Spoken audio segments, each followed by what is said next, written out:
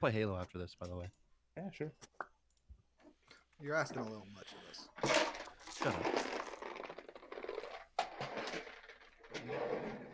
Well, I got all that data back. That's good. Had to pay $70 though to download one of those programs. The restoration one. Yeah, Which one did you use? it was like Ease US or something like that. Oh yeah. What'd you lose? Like 130 gigs of video assets and projects and stuff. Sure. That would have Damn. sucked. Yeah. 130 gigabytes of child porn and Whoa! No, that's Dean's. Yeah, that's Dean's hard drives. Yeah, it sucked. But no, it's all back now. good. Some stuff for work too, so maybe they should pay for it. You should try. Just submit a receipt and just see what happens. You know? Yeah, there you go. I'll be right There back. you go. See what happens. Don't say anything. Just turn it in. Yeah. Alrighty. So, feels like we just did this a week ago, and it's because we did. Welcome back to another session. Yay. Like the music? Thank you. Same. So, last we left off, you guys had found yourself in a tavern in Autumn Aldur, but who can tell me what happened in the events leading up to that moment? I can. We met a strange group of people. That were in love with Poro. Yeah. Poro attuned to a dagger that was cursed, and he can't unattune from it. Went to Good stuff. Anonymous and got some stuff, and we made it to Adamador, or however you say that. And Gargle got cucked once again Debatable. because that one lady wasn't there in the town, and we had to Yep, talk she was in the mountain. in the mountain. Yep. Oddly enough, working on something for another of your party members who was given a special gift per Femeline Adbender, excuse me, after working with them for a decent amount of time. You wanna talk about that? Sketch? He does not. Okay. Okay. Well, I'll talk about it on his. Hey, his good behalf. stuff. sure. He requested, and he gave them a little one of his ammos and powders stuffs to. He wanted more ammo for his weapon, and they did some research and they said they'd make some, and they gave him two different kinds, I think, or maybe three. One's a fire shot. Is it two? Mhm. One's a fire shot, and one's I think it's one a regular shot. Yep. So he received a pouch of a large amount of black powder, as well as specially crafted metal balls that he can use for his pepper box weapon, which is his 4-barreled gun. But then he also received a handful of bullets that apparently do fire damage, but they have a higher chance of misfiring.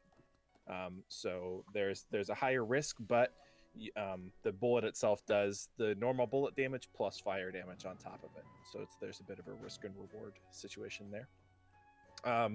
You guys were treated, I remember, pretty soundly to some drinks per the people of Autumn Aldur. They kind of came up and set drinks down in front of you and shook your hand, and they were shaking hands with you, Octavius, even though you had no idea what was going on. They were still putting drinks in front of you and shaking your hand and patting you on the back and saying thank you so much for everything you've done for the city. We're forever in your debt and everything like that. So very, very great for people.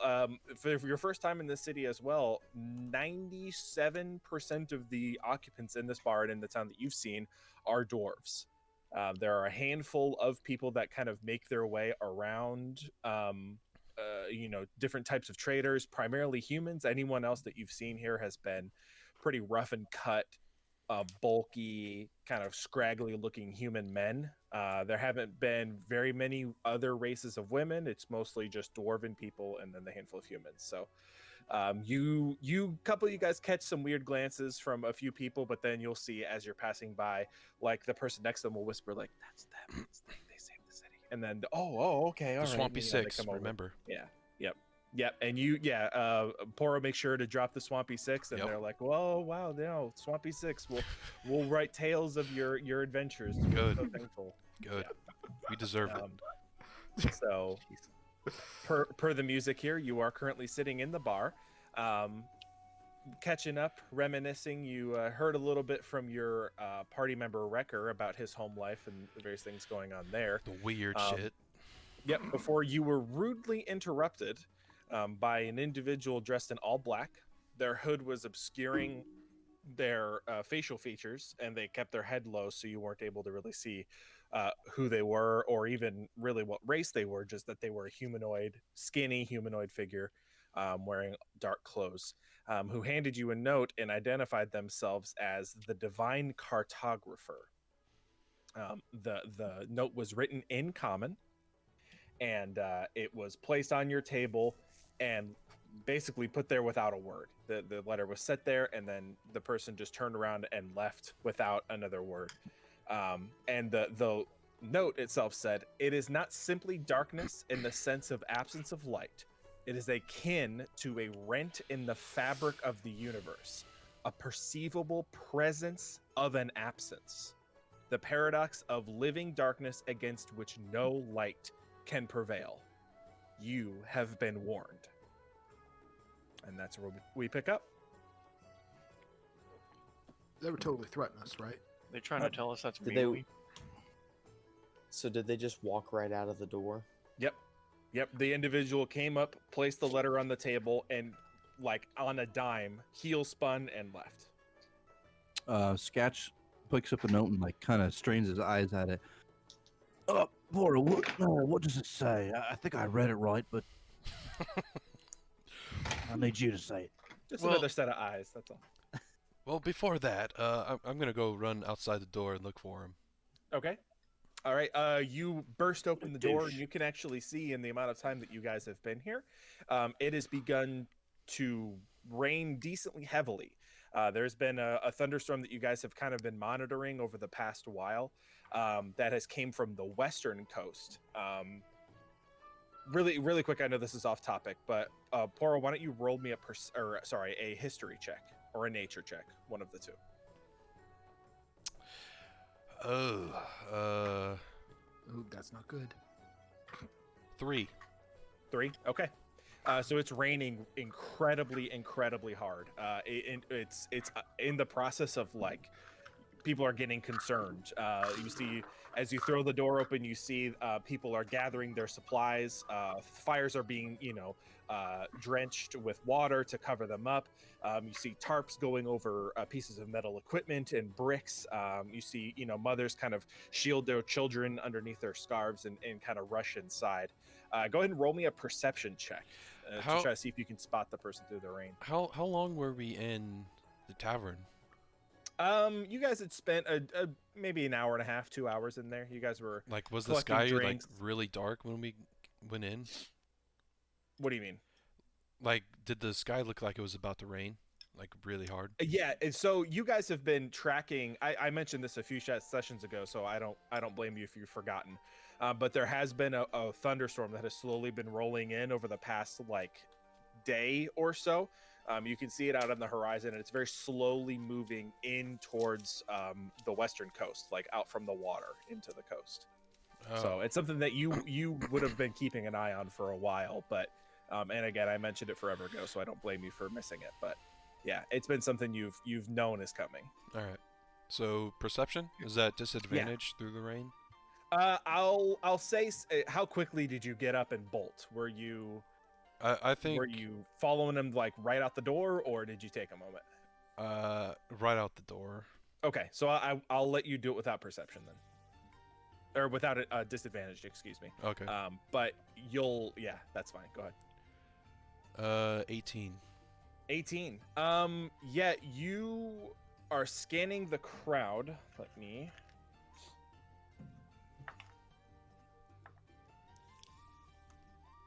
Yeah, you're scanning the crowd and you see a couple of dark hooded figures towards the entrance. I'm sorry I cannot give you, for some reason, the Autumn Aldur map won't.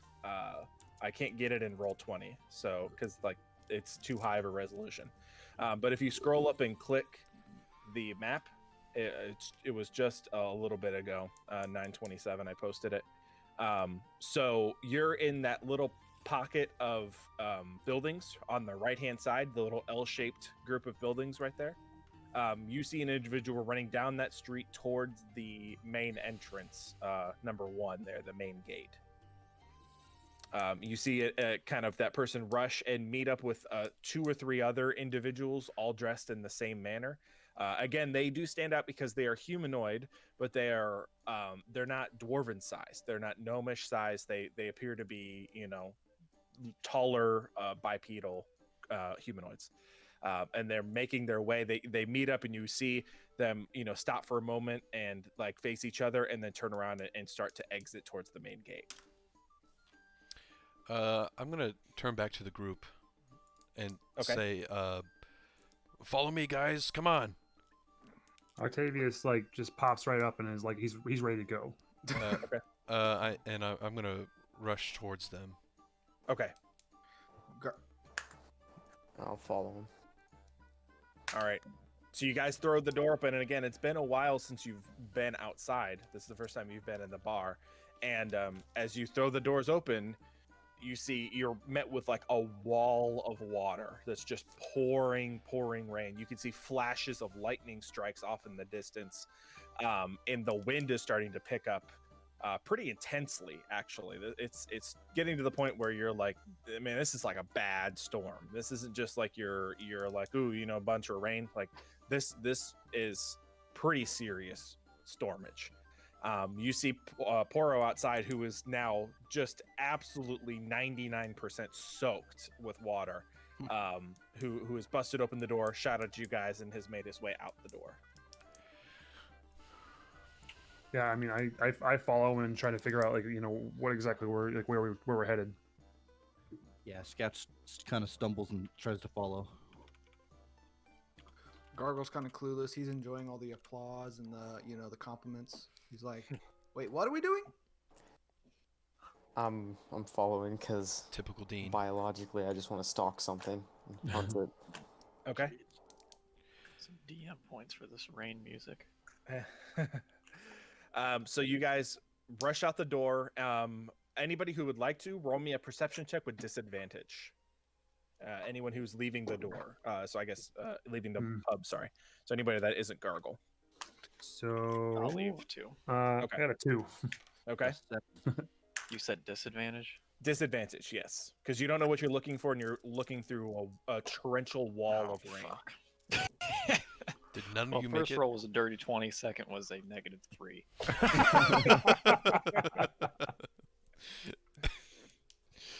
Wrecker, you immediately spot the person that came into the room and that set the note on the table. They're maybe 20 feet in front of you. Oh, I do? Yep. With like a negative number? You, as a Wrecker, spot the person in a dark black cloak about 20 feet from you. I see him. He's right up there. Not 20 feet from me. I'm going to. Yeah, I'll run and kind of like dive for the person. Okay. You run and dive for the person. Go ahead and roll a grapple check. So roll d20 and add your strength modifier. Dirty 20. Okay.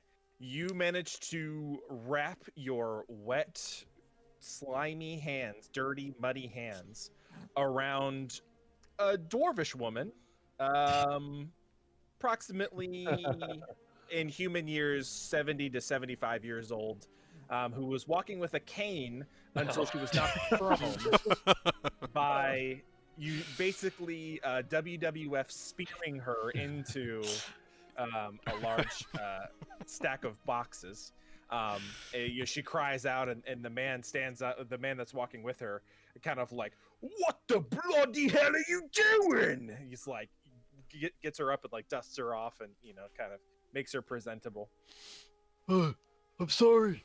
I thought you were this person who left us something and left out in a hurry. My bad. Oh, it seems you left your manners back at the bar. Well, maybe. I'll have to go check. And then Do that. Octavius steps forward. My apologies. He's special, and he just kind of like takes Wrecker and just kind of like ushers him like away, like just kind of trying to like smooth things over. That's true. I killed a dragon. You sure did, buddy. You sure did.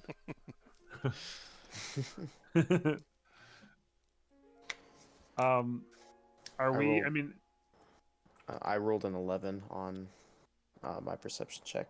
Okay. Yeah. None of you guys, especially not Wrecker, are able to spot them as you come out the door.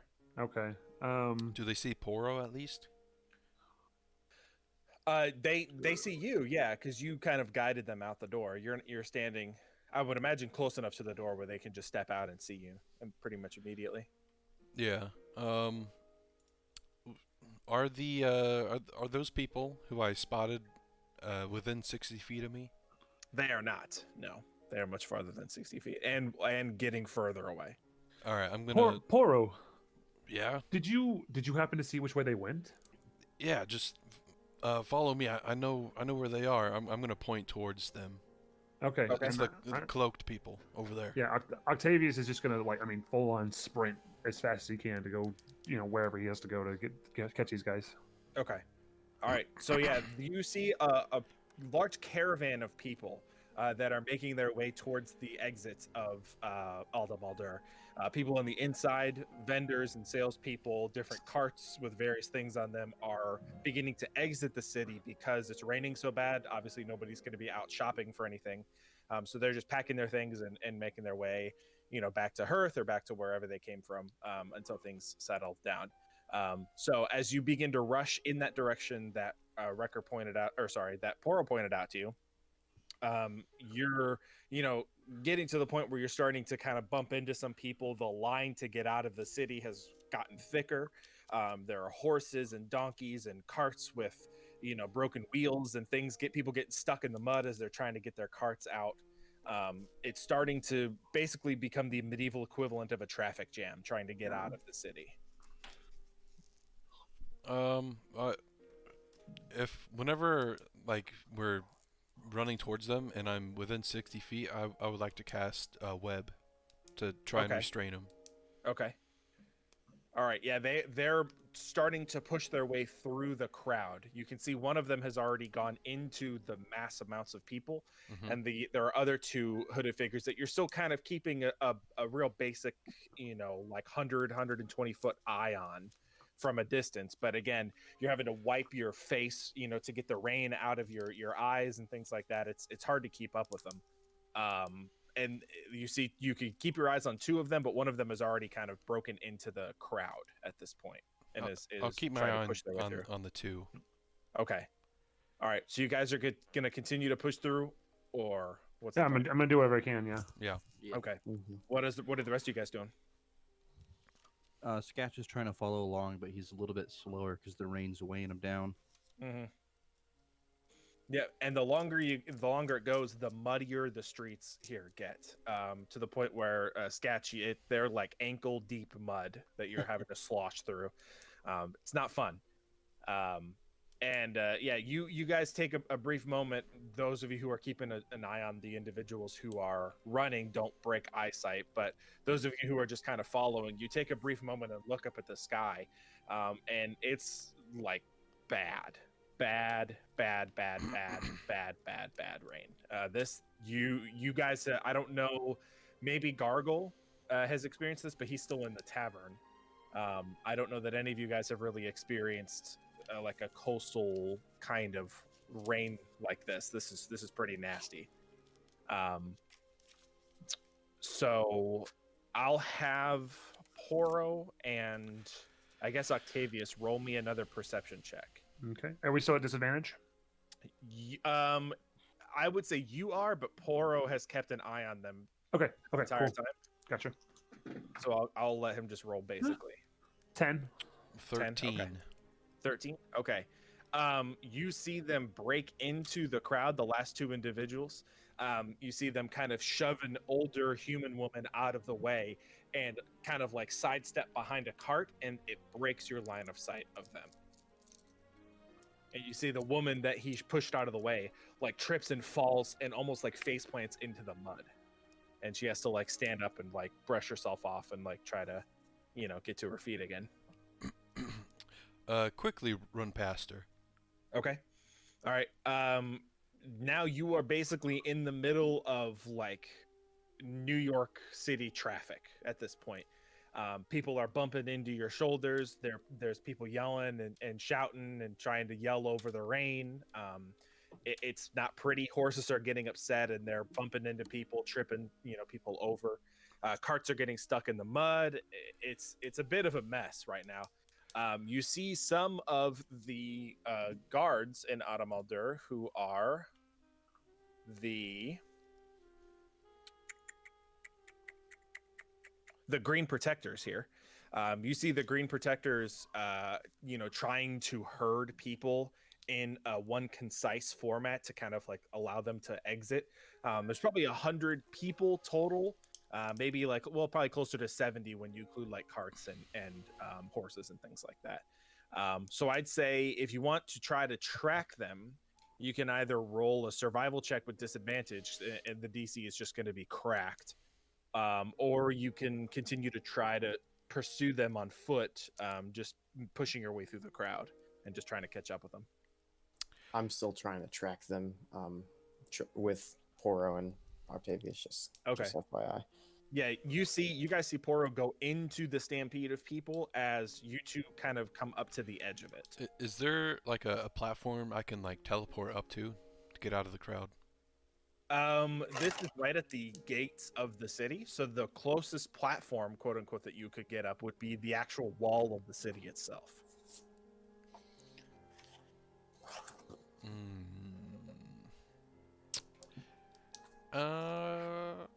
All right. I'm just gonna try and look for them. Okay. In the crowd. Roll me another perception check then with disadvantage.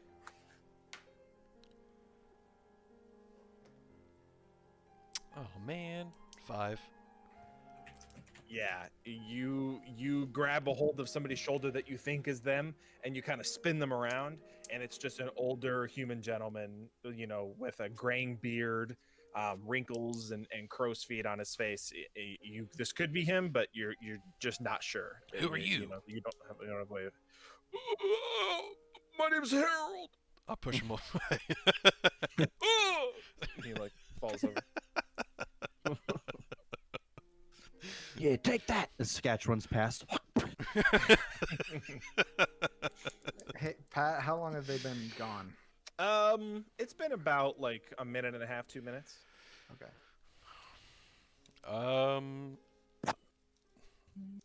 I'm going to yell at Octavius to run, and I'm going to point in the direction that I last saw him, and say search that way.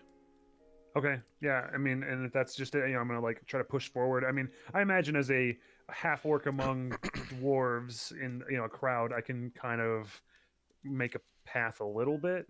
Mm-hmm. So yeah, I'm gonna push forward and just like try to, if I can, take another like good peek and see if I can. Are these gentlemen like also dwarven or like dwarven sized? No, they are not. They are taller than dwarves or humans. They appear Okay. to be. Okay.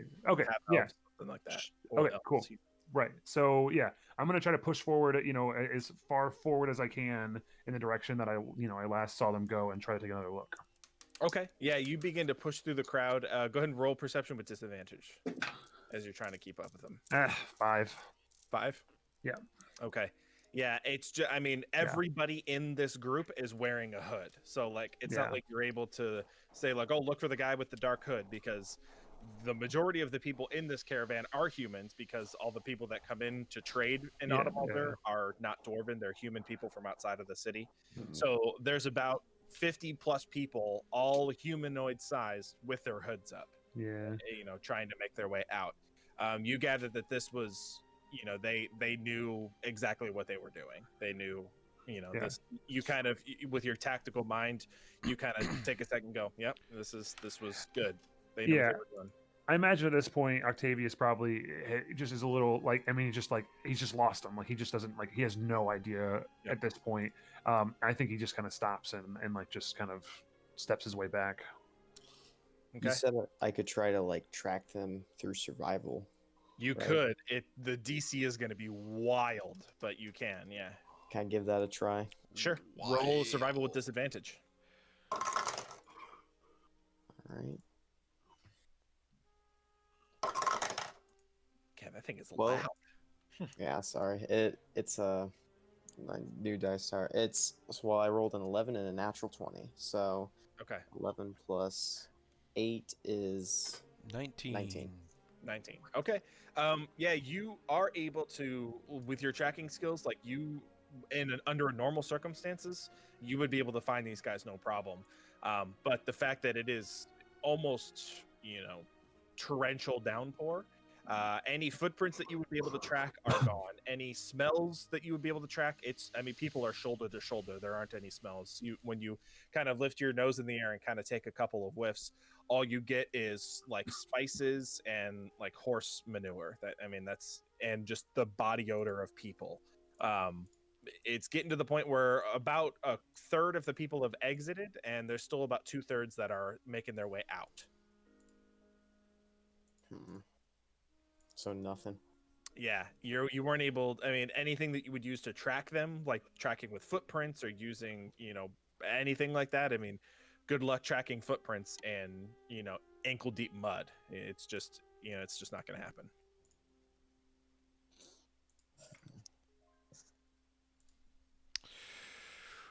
Well, shit. I could sniff them out. What are you guys looking for? We're looking for the creepy guys that gave us this note. It doesn't sound like you know what you're doing. Well, I'm just kind of looking. I don't think you're gonna find them, mate. He pats Poro on the back.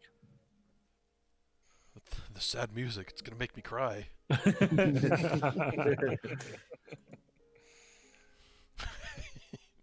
All right. I don't think we're gonna find him. All right.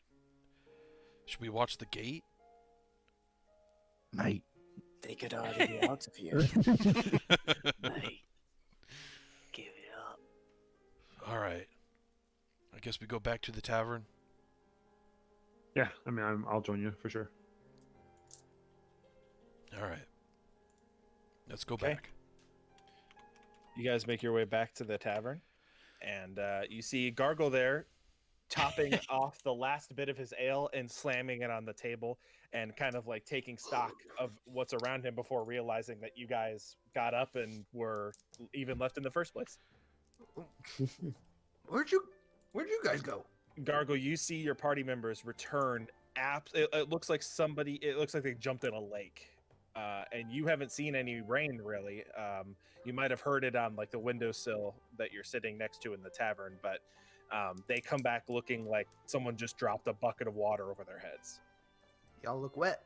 You fall in a puddle? Yeah, we're just a bit wet, Gargle. Just one little bit. Sketch is like pretty much from his feet all the way up to his waist, just covered in mud. Octavius actually like takes his, I imagine like a cloak on, takes it off and just kind of like shakes it out like kind of like right on Gargle. Hey, come on, man. I'm drinking here. Where were you? Where were you? I was trying to find these hoodlums. Hoodlums. Yeah, the cultist that gave us a goddamn letter. Were you not paying attention? No. It's actually a threat, not a letter. They threatened us. Oh, Just wanted to well. beat them up, Well, there's plenty of time for that later. Right now, come on. We traveled all day. Enjoy the night. We got more traveling tomorrow. Can't you just take it easy there? I'm going to Come on. use prestidigitation to soil Gargle's pants. Make it look like he pissed himself. Not sure you can do that. You You can clean his pants after he has Yeah. You soiled them. instantaneously clean or soil an object no larger than 1 cubic foot. All right. Oh, Gargle. Looks like you made a mess of yourself. Sketch looks at him and starts laughing really hard. Well, apparently, I didn't want you guys to be the only one who's kind of damp. I wanted to make you feel better. Nice save there, bud. I'm gonna finish my drink completely soaked. What a nasty dwarf. That's He alright. sits right I next used to to him. do that too. You still do. Huh? Yeah. I do. I do it to Wrecker, also. Oh my god. Look at that. Oh, you're right. Wait, no, I'll dry it since he's already wet. Like dry his the spots groin. dry? Yeah. Dry as like just your balls are dry. Yep. Everything else is soaked. All right. I'm gonna finish my drink and then head to bed. Okay. Right as you finish your drink, you see a pretty stocky dwarven individual who you recognized as maybe the barkeep, maybe the owner of this establishment. Which, by the way, this establishment is named. I have a name for it. I apologize. Yeah, I have. It's the Is it the Cauldron? I believe so. Yes. Yep. It's the only one that sounds like it on your Well, no, I'm sorry. It's in. Where is my thank you? There it is. It's in. This is called Hammered Drunk. This Oh, tavern. That's not on your list. Classy. No, that's the section of the city, Dean. Oh, okay. So if you click the map, you guys are in the bottom right hand corner, in like the little L kind of shaped group of buildings at the bottom right. You see like the houses Gotcha. on two. In Gron's Repose. Yes. Gond, by the way, who you would know is a dwarven god. God of smithing. And this tavern is called Wow. Hammered Drunk. I know things. So you notice a stocky dwarven individual approach you, a little bit shorter than you, Gargle, with a brilliant brown and red beard. He has a ponytail that's braided and tied really tight behind his back that goes to about his shoulder. And he's got an apron on that's just covered in stains, dirt and oil stains and all kinds of things like that. Pretty stocky too, pretty thick dwarf in belly and arms, neck, everything is just real thick boy. And he comes over and puts his arm on the back of Octavius and go, boys, can I get you something else to drink, or you calling it a night? I think we're done. Wait, he doesn't speak for all of us. Does anyone else want another? Are you buying? I'll be honest, my rat friend. The whole town is buying. So What? two more, please. Aye, Anyone two else more. want any more? Yeah, can you go ahead and fill this? He just drops it. Did you say Phil? Yep, fill it up, mate. Roll persuasion check.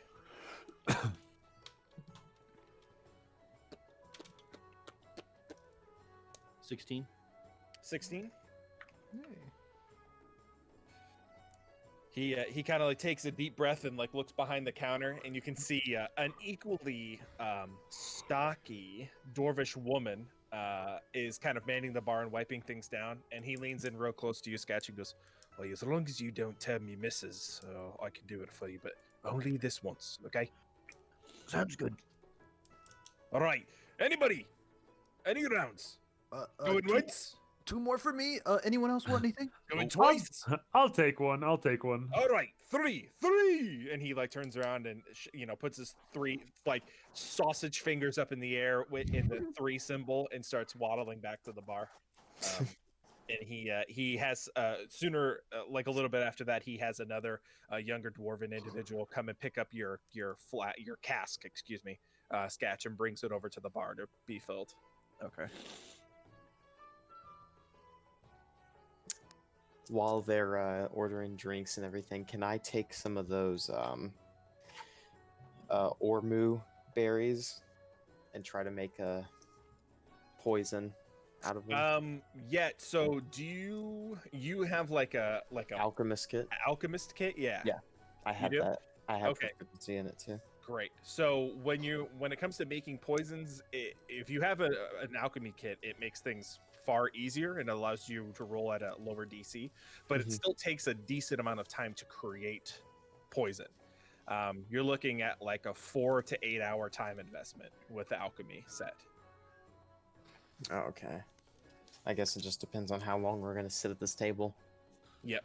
And you could also do it in your room if you'd like to stay up, for the most of the evening and do it in your room if you'd like to. Yeah. Can I start on it at the table though? Just Sure. like- Yeah, you could begin mixing ingredients. I'll say depending on how long you sit there, you make, hour progress probably, just, taking your Alright. time with it. Yeah. The stocky dwarf returns with he's kind of like bear hugging 3 mugs. All of these are dwarven sized as well, keep in mind. He's kind of bear hugging 3 mugs as he kind of like sets them on the table and goes, "Oh, 3 there, and Jameson!" And he shouts, and there's a younger dwarf that's kind of like perks his head up and goes, "Come on, bring it over here. Don't let your mother see it." And he's like, okay, you can kind of like see him like get down low and stealthy, trying not to make himself seen, as he lifts up the huge cask and starts waddling over with the cask and sets it down next to you on the ground, Scatch, and goes, "All right, I can't do much more than that, but that'll have to do." That'll do, pig. That'll do. And he puts it on his back. He goes, "Oh, you son of a bitch!" And he like slugs you in the arm pretty hard. Like, yeah, Does it hurt? it Should I might roll? bruise a little bit. Yeah. But he's just kind of like lets out like a real hearty laugh. It goes, "All right, boys, we're gonna be shutting down in here in I don't know, maybe a few hours. It's really hard to say, but let me know if I could do anything else for you. You've got a tab here that's running." Oh, let's say pretty high. It's pretty high. So just say anything if you need anything else. It's a one-time thing, so enjoy yourselves, eh? Do you have a couple rooms?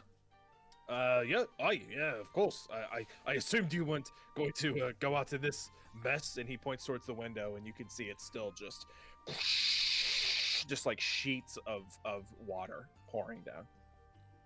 He's like, for one night and for the savior of Aramadura, it's on the house. Ah, Oh, thank you. As Oh, Gargle thank you. downs his beverages quickly.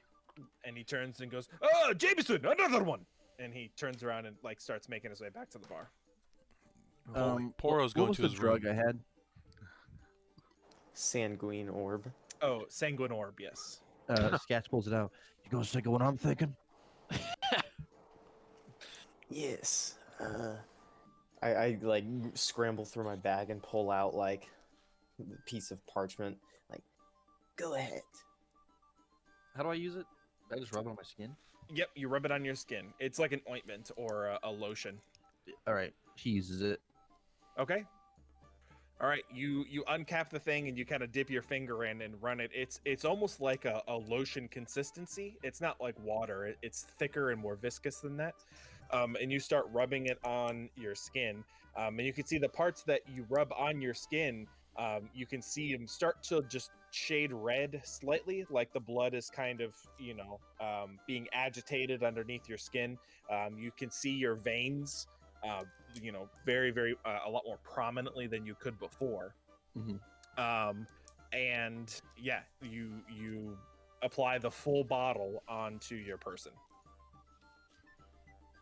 So, tell me, How do you feel? I'll send this to you, Tyler. Okay. To keep it. Oops. Not cut. Copy. To keep it like under the table. So, just so you see it. Okay. Where are you? Oh, there you are.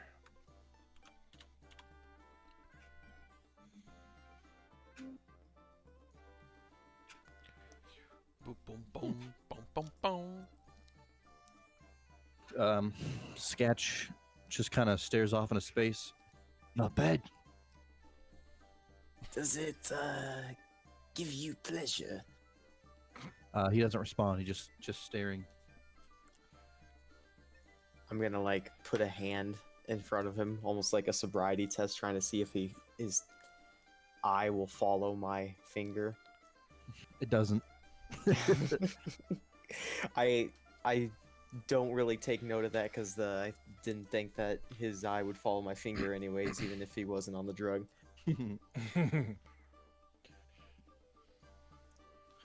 Boro would like this. Oh, I've had it before. It's not my thing. No, you're gone. I am gone. I forgot. Wait, what?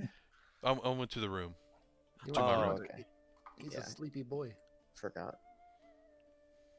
Yeah, this place is like 7 rooms, so they accommodate you guys, no problem.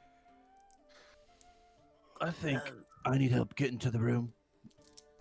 He says as he's still looking in the same spot. I'll help you out. I might need carried. That's easy. Yeah, that's easy enough for Wrecker. Lifting up Sketch, that's no problem. Pick him up, put him on your shoulder like fireman's carry, and just kind of lug him up the staircase. Does he feel different, Rekka? Huh? No. Maybe a little more wriggly. Sketch is really wide-eyed.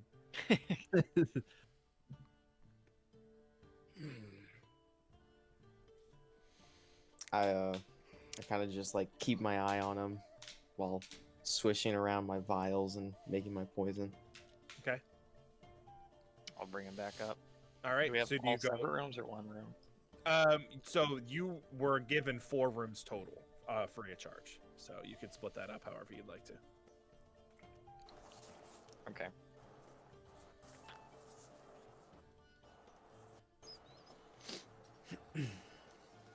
So So we were the someone's 2 gotta people shit that bump was it sharing the room. Yeah. It doesn't matter. Whatever you guys want. Just Or I wander, guess 3 people. just wander into the rooms, you know. If we have 4 rooms and there's 6 of us, right? Yeah.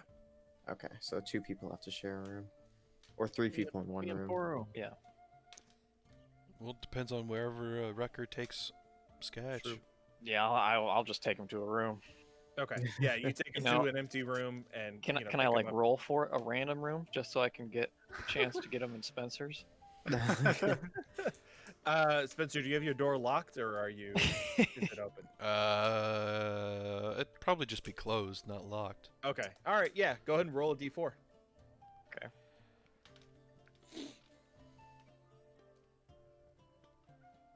Two. He was in room 3. Aw. So close. But yeah, you throw open the door and there are 2 well-made beds, like hotel style. You walk in and they're both on the right-hand side, and you kind of lift up Sketch and lay him flat on one of the beds. Okay. Sketch still wide-eyed, staring at the ceiling. I kind of see that and I'm just like, Well, you look like you're in pain, pal. How about I crash next to you for the night? I'd say it's the opposite, but you can do that. So you're not in pain? Oh no. Oh, good. What do you feel? Everything. Including pain? No. So not everything? He just stares. Huh. Weird. All right. What are the rest of you guys doing? I think Octavius at this point is ready to retire. So I mean, if there's a room available, even if he has to like bunk with someone, he's totally fine with that. So he just kind of stretches and says, "Oh, I need my beauty rest. I'm off. And so he heads up and takes a room, and I think he's out like a light pretty quick. Just like the real Austin. Yep. You hear that first yawn, and you know. Hey, how many Alrighty. other people are in the tavern? It started to die down at this point. People have kind of said their congratulations for you, and there might be 15 other people, 10, 15 other people kind of moving in and out. Gargle's gonna, walk up to the bar, have a couple more drinks, and maybe make small chat with some people. And be like, "Oh, I'm Gargle Saltwater. I'm part of the, the Swampy Six." Yeah, that Swampy Six. Yep, that was us. Kind of just make small talk with some people. Yep, you get a lot of people that are willing to like share stories with you and like swap their battle stories with you, and a few of them you actually recognize, at least in part, from Refuge. You recognize a few dwarves in here from Refuge that maybe have came through every once in a while, just on on a business trip or things like that. But some of them actually come up and recognize you, and call out Saltwater, and buy you another drink and everything like that. Have you been drinking the whole evening? Most of it. Okay, so when just go ahead and roll me a Constitution save. Gotcha. Let's just see how, because you're a dwarf and you're pretty hardy. Yeah, I'm pretty hardy. So,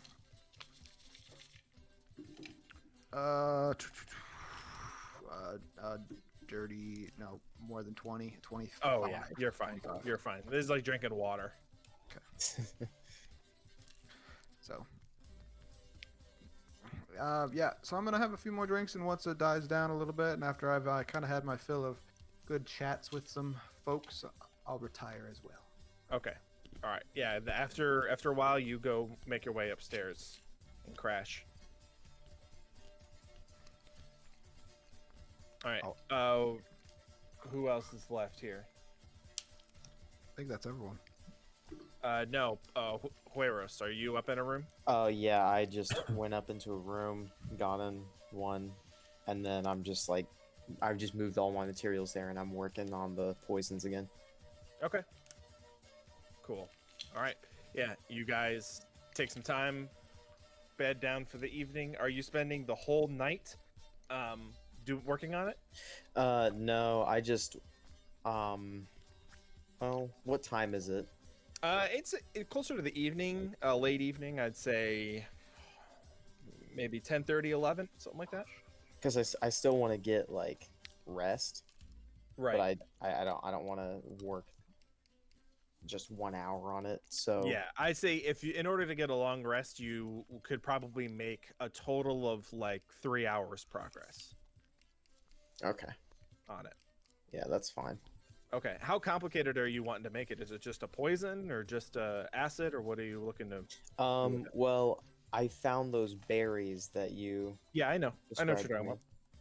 about. They have different. You can be creative with them. If you just want to make a poison with them, then that's fine. Yeah, I just I'm- wasn't sure. I was thinking I'd probably make just like a very concentrated, small little vial of poison, something that you can just slip into someone's drink easy, and they wouldn't Okay. be able to tell a volume difference. Okay. Okay. Yep, that's easy enough to do. I'd say that would probably take you maybe another hour, 2 hours of working on it with your alchemy kit. Okay. Cool. All right. So you guys go to bed Yeah. in the evening. After an hour passes, Sketch, I need you to roll me a.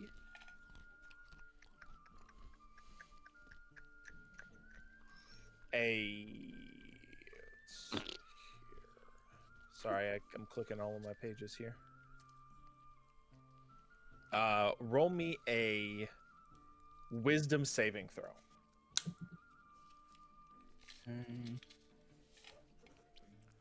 17. 17. Okay. When you wake up, you feel a little bit of the after effects of the sanguine. You feel like a almost like a copper taste in your mouth that you can't seem to get rid of. It's you spit it out and spit it out, and it's still just kind of there. It's basically like just having a penny in your mouth for like the first few hours. And then your muscles feel a little sore, but other than that, you feel okay. All right.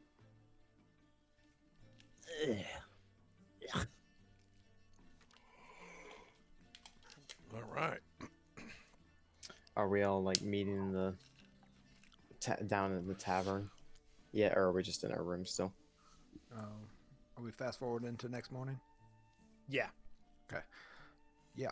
I'm gonna get up and go down to the tavern and maybe bug the barkeep, see if there's breakfast. Okay. Yeah.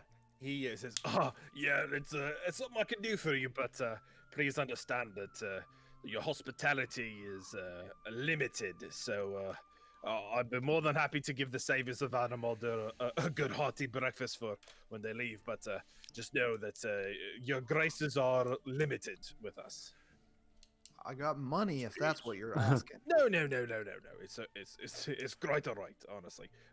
We'll get it sorted for you. Just have a seat. So I imagine that Octavius is up earlier than everyone else, and he comes down and he's already completely fully decked out in all of his armor, ready to go, polished, cleaned, ready to go, and he's eating breakfast by the time Gargle comes downstairs. Yeah, Wow. and Gargle, as you finish that conversation, you kind of turn over and see Octavius doing that, and the barkeep leans in and goes, "Oh yeah, he paid, so there's that." Hey, okay. Well, He's no, want you to probably- pay, Gargle. Oh, I understand. Suddenly, a Poro appears on the stairs, coming down. It wants you Yep. to pay. I've been here all this time. Have you? Yep. I give the barkeep 1 gold for food.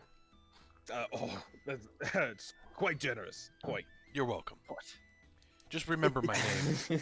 Gargle, have a seat. I insist. I insist. Have a seat. And he's just kind of waving you to a table. Okay. I pop a squat. We All right. we need to hurry up and eat. Yeah, on with our Jameson business. brings several plates of bread with water, and there's an assortment of fruit and cheeses on the plate as well, and even specially he puts 1 piece of bacon on each of your plates. Oh, A bacon. nice hearty breakfast for the morning. Yeah. So when I see Sketch, I'm gonna ask him, how do you feel? Oh, Sketch isn't here, dude. Oh, you're still in bed. Kidding me? Yeah. All right. Wait, who's still in bed? Let's. No, Gargle's gonna take a quick inventory. Is Wrecker awake yet, or down? No, not yet. I'm still in bed too. Okay. They're both Yeah. It's Conked just out. those two, I think. Everyone else is downstairs. Yeah. Poro's here.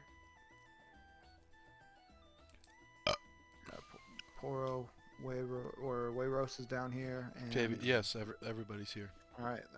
So Spencer, I can't hear you when you're a mile away from your mic. So Gargle's gonna be like, where's Wrecker and Sketchy Boy? Directing that at the group. What'd you Just say? keep I was eating. fixing my mic. I'm gonna. Octavius speaks up and just says, "I've been down here since sunrise, and I've seen none of them. I imagine they are still asleep." Gargle's gonna take one more handful of food, shove it in his mouth, and walk upstairs to knock on their door to make sure they're up. so we can Whoa! get rid- Before you go up there, let's just give those guys some rest. They need it. They're hard workers. You just said we gotta hurry up and go. Let's talk about our plan, Gargle. We need a What? plan. We have our plan. We're going north. Now, has Octavius spoken to you guys on what exactly we're doing? I don't remember. Yeah, I thought we did on the way here. I thought we started to. and then- You discussed briefly about the cult and kind of what your objective is, but you have not spoken about the note that you received or the message or the clues to the locations or who you've already fought or who Miwi's chosen are or anything like that. Okay, so yeah, I imagine, like Octavius finishes up his grapefruit that he's eating on, like prim and proper. He like kind of dabs his mouth, picks up his stuff, takes it over to the bar to bust his own table, and he comes back and he says, "So, what is it that we are doing here in Ada Mulder? I know you had mentioned the cult, but what are we doing exactly?" Well, we're Gargle just wanted to get his dick wet. That's What? basically why Oh. we're here. I did not realize we were on yet another matter of love. Yeah, he's for very Gargle. lovable. That is not why we're here. We also killed a dragon here. We're here for multiple reasons. Sketch had to pick up some supplies. Mm-hmm. Yeah, that too. We had a free place to stay, free food. I've been asked to be a part of the leadership of this town. Multiple reasons. Sure. That first part he talked about, that's why we went to Hearth, where we found you. Right. There's a difference. Right. I Huge see, difference. I see. Oh, okay. Mission failed. Am I right? Am I right? You were so right. High fives, Poro. Gargle shoves some food into his mouth, and he's like, I'll be right back. I'm going to go get Scotch and Wrecker. Yeah, get fucked, Gargle. Our room is locked. Well, he's going to pound on the door and be like, Scotch, Wrecker, wake up. Yeah, you guys here behind the door. Scotch, Wrecker, wake up. No answer. He's still No out. answer. Yep. He's pounding on the door. Gargle, weirdly, you hear just coming from behind the door. Just like What the? no. Wrecker! You don't hear that. You don't hear that. All right, I'll get up And and, then crack you the hear door. moaning in an Australian accent for some reason. I hear mac and cheese noises. I'm not sure. I'll I get don't up know what and that crack is. the door and rub in my eye. It's really dark in the room. There's the windows are blacked out. And we're just what? Hey, I'm so Are- asleep. are you guys gonna wake up yet? Come on, we got a lot of traveling to do. It's like BWA in real life.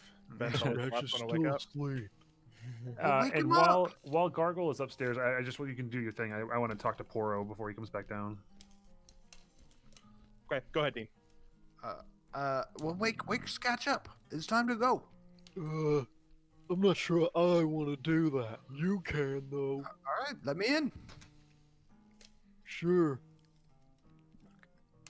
I'm gonna go in the room and what's Scotch look like on the bed, huh?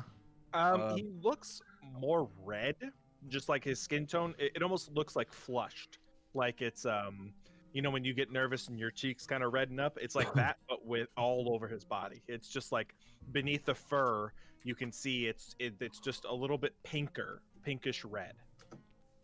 Oh, okay. He His goes up. butt's to the ceiling. He goes up and pokes him. Kind of pokes him a little bit on his shoulder, being like, Scotch, wake up. No answer. He's Okay. snoring. Wait, is he face down, butt in the air? Yeah. He kind of pushes him over onto his side. His pants are also down. He still pushes him over so the butt's no longer up in the air. It's off. It's away from Gargle's direction.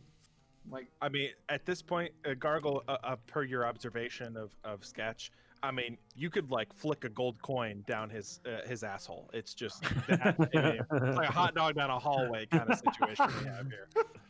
No, There's no Right. fart. It's just a whoosh. yeah. I'm just continue. I'll shut up. Scotch. He's poking him in the face now, trying to get him to wake up and respond. Sketch twitches for a minute and then he smacks Gargle in the face. Hey! Are you Okay, awake? roll to attack. Roll to attack. Oh, All right. Is that just a strength modifier? Yeah, just roll d20 and add your strength.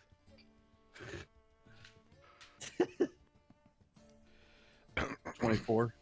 Oh shit. 24. Gargle, I'm assuming you're wearing your armor, but probably that probably hits you. So what is 1 plus your strength modifier? Who, me? Yes, you. 8. 8. So with an absolute like Cobra Kai level, just uppercut underneath your chin, he hits you like at an angle to where you can feel like the lower side of your jaw and the upper side of your jaw like go opposite directions of one another. It's brutal. You feel it's almost like your chin like cracks in one spot, and you're afraid you might have loosened a tooth or two based on that blow he hit Tyler, you. you have a +7 strength modifier? Yep. What? No. Ow. It's I have It plus should- 4 strength and then plus 3 proficiency bonus. Yep. You wouldn't add your proficiency bonus to the damage, No. so it'd just be your strength modifier, which can't be higher Oh, than so it'd be 5. 5. Yeah, still either way, same effect. 5 Yeah. damage. It's gonna be like, damn, you're ripped. Yeah, Yeah. Jesus Christ.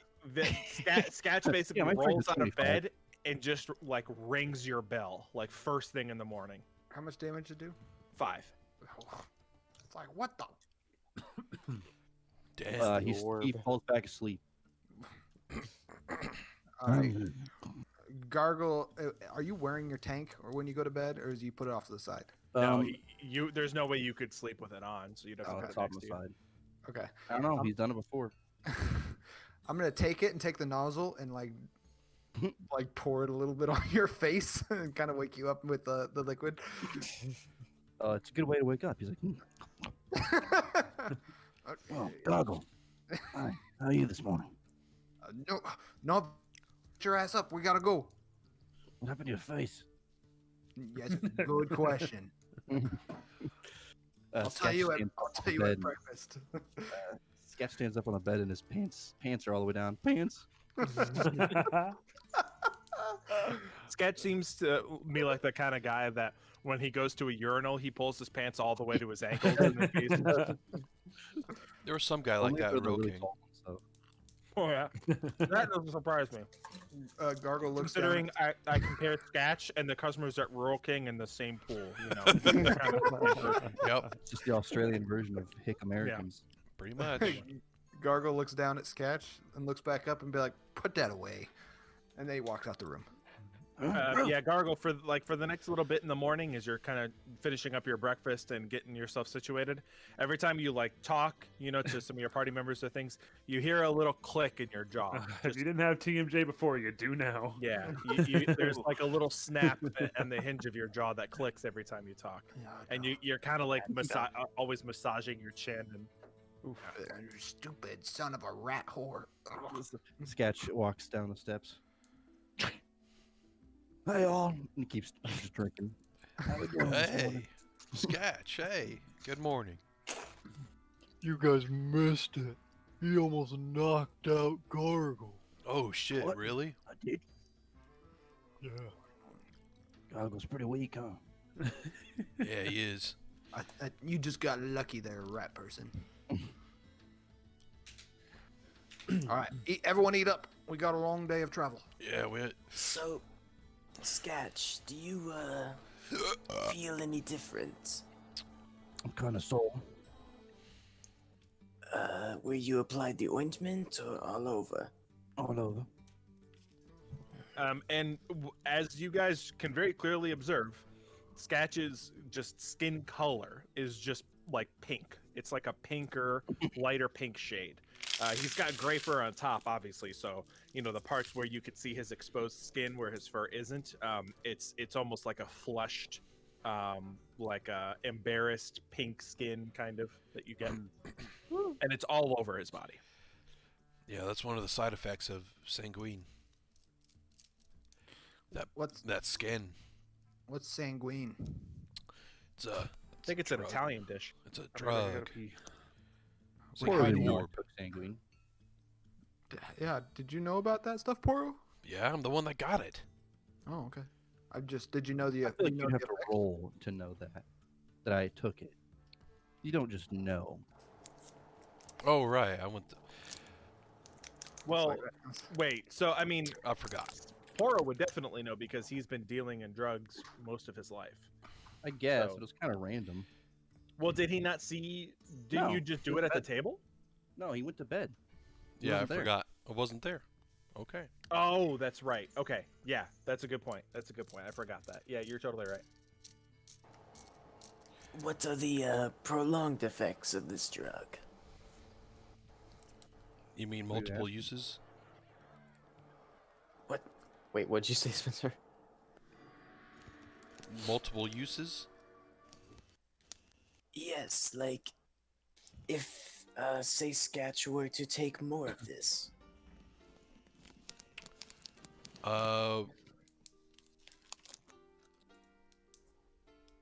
Well, there'd definitely be a lot of mood swings. His dick would get smaller. I Loss don't of know that it could energy. get much more than that, mate. He'd get weaker, lose some strength. That's about it. I think you're too concerned for him. He'll be fine. Oh yeah, he'll be fine. Sketch just eating stuff. He's taking food off Gargoyle's plate.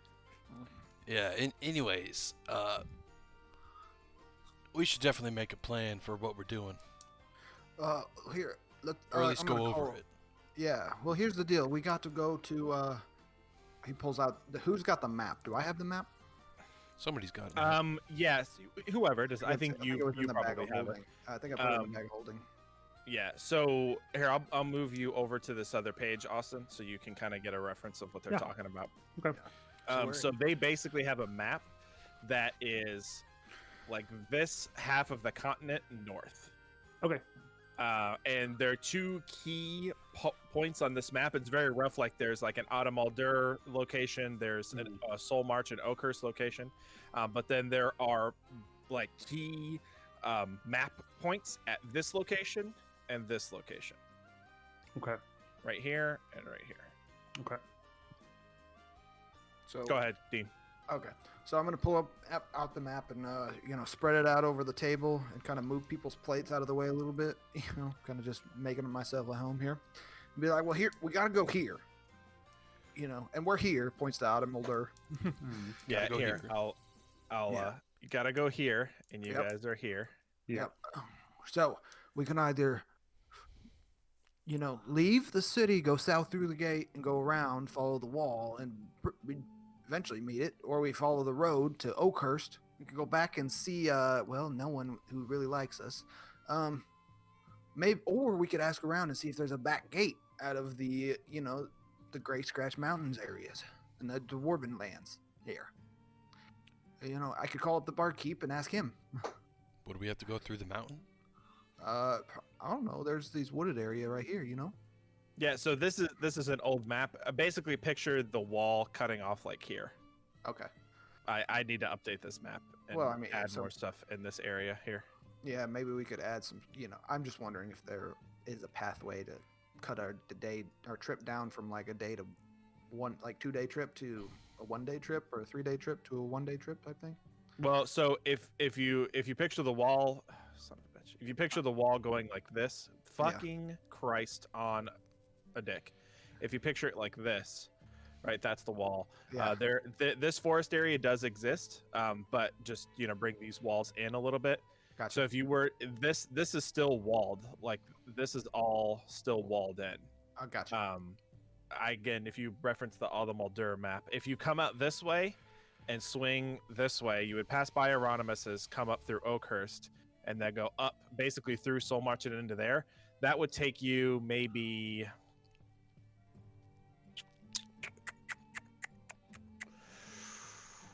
if you were traveling at a decent pace and not hauling ass, it might take you 4 days. Hmm. That's why I wondered if there's any way to cut that down by, I don't know, going north. We should just go straight there. Cut through the forest. Yep, you could also do this. That's what I'm trying to think, is if there was a way to do that. You could come out of the gate and just go like this, but That's that what- would take you through the woods. Yeah. We should cut through the woods Make Okay. make the trip quicker. So there's no way to, there's no back gate type thing to get. Go through the You don't know. mountains to get- Yeah, okay. you don't know. That's why I was gonna ask the barkeep. Excuse me, can someone give me some context as to exactly what we are hoping to find in this location? Member of the cult. There was two people, or two things, leaders of the cult that we've been tasked to kill. There was one in Fort Joy, and I pointed out on the map. Okay. Over here. Okay. We already killed him. Pretty sure the fort is still screaming to this day. I don't know. We haven't been there. But the other one was over here. These are orders from Jexay? Yeah. Yes. And we're just following. Who gave us the map? No one gave you the map. You discovered it inside of a staging point for some worshippers of Miwi. Oh. If you recall, it was outside the city of Oakhurst in Hagatha Swamp, actually. You entered right. in an abandoned cave, and you guys found what appeared to be a prop a cart crash that they were using to lure citizens into sacrifice. And in that place, you found a huge library with that in it. And then that's when you discovered the visage of Miwi as well. Right. Okay. Yeah, we got this from the swamp, Hagatha Swamp, east of Oakhurst. We found it in one of their ritual dungeons, or whatever you want to call it. Can you tell me more of what happened at this Fort Joy? Well, we killed a cleric. We killed a cleric. Cleric. We killed a Jesus. cleric. Hold a record. Gargoyle's cheeks start drooping. Oh Gargoyle's yeah. finishing Yeah, up that his hit- breakfast. It's because he got hit in the jaw. Yeah, that too. Well, there was this piano that. Oh man, it was a rough day for all of us. I'm just gonna say that. It was but we killed this guy, or we killed like a skull thing, I believe, who was able to control these smaller enemies, minions. I'm not entirely sure what it was, honestly. But We killed an officer of the cult, we believe. yeah. I cut his head off. Took it to Jexay. Dropped it on his desk. He wasn't a big fan of that. Yeah, he wasn't too happy about that. But he is proud of our work. Yeah. I mean, yeah, that's why he entrusted this mission onto us, because we're amazing. But it sounds like he's given that mission to a lot of people, actually. But anyway. No, we're the only ones that matter. Do we believe that that this note is connected to the next location that we are to approach? Well, No. I don't know. I mean, What note? Gargoyle's still clueless about that note you guys got last night. yeah, I just I don't give know him the note. who has it, but like like Octavius motions to like where I see the note. I give Octavius the note.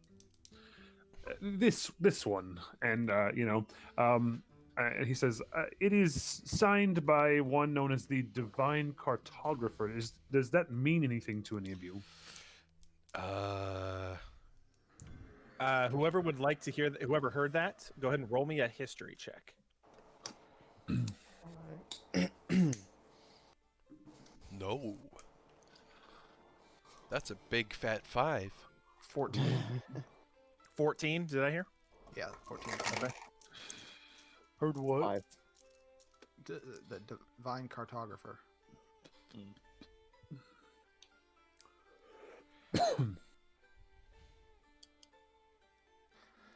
Who else? Anybody? I got a 5 as well. Okay. So 14 was the highest? Is that what I heard? Yes, sir. Okay. So 14, who rolled the 14? Gargle. Gargle. Okay. So Gargle, you would know it obviously sounds religious. And with all things having to do with religion, sorry, I'm trying to dig through my notes. One moment. You're good. Take your time.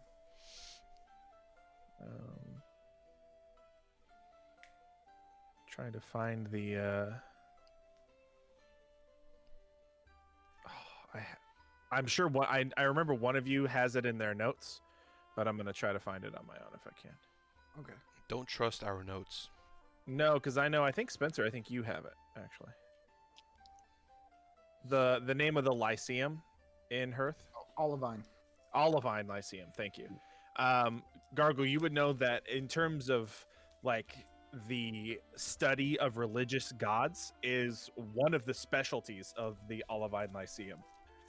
It's one of the reasons why that exists in Hearth and why there are so many temples to various gods in Hearth is A, because it's a large population of people that live there, but B, because they specialize in religious and that kind of iconography.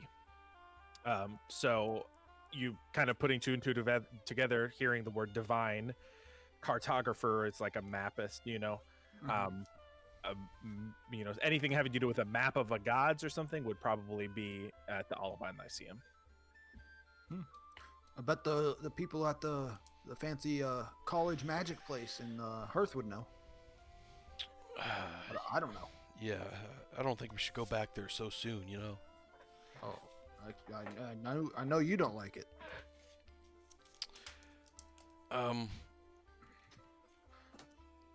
I say we just keep going forward, and we'll deal with it when we get there. It seems as though we do have a sort of clear-cut path on where we should be going. I think we should proceed to this location. Yeah, that's the plan. I agree with the green one.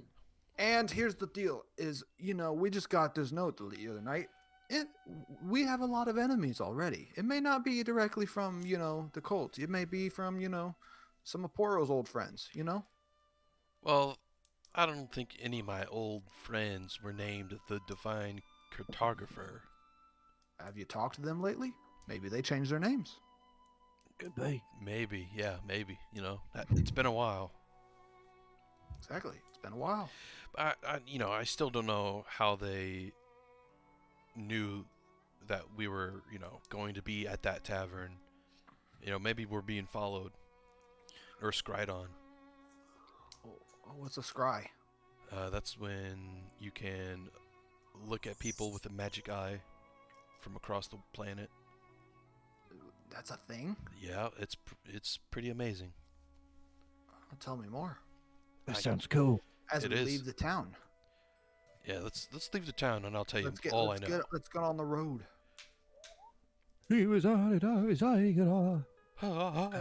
Saruman. Before you guys continue on, do you guys gather your things, clear your plates, and as you leave, there's still a little bit of misting in the air. Gargle, go ahead and roll me either a history or a nature check. Gotcha. I think it's the same either way. 13. 13? Okay. You have seen these pretty bad storms in the past. You being someone who lives on the coast, you know what I realized something actually going back in watching our old sessions. I say a lot, and I'm gonna try to stop doing it. So you, as somebody who has lived on the coast for most of their life, you know that there are the western side of the ocean. Here, let me actually move you guys to the correct, just so I can kind of map this out for you. That's Hearth.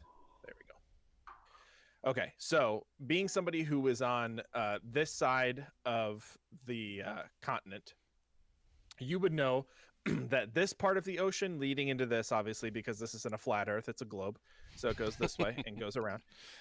This part of the ocean on this side and on this side, obviously, because they're the same side, it's incredibly tumultuous waves. A lot of really nasty things. You have heard from your friends who have come in from the port, you've kind of exchanged stories that there are several, planes to the elemental plane of water out here. There are creatures that live at the bottom of the ocean that, have never been seen before by human eyes. And so a lot of the time, people will choose to go all the way down here. down here around this way, and then back up into the coast to avoid, and then go through here to avoid having to cut across.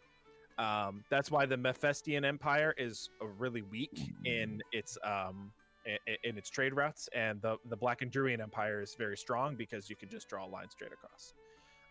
So anyway, you know that these waters in the Hamarfiliga Sea are wild. They're crazy. They're unpredictable.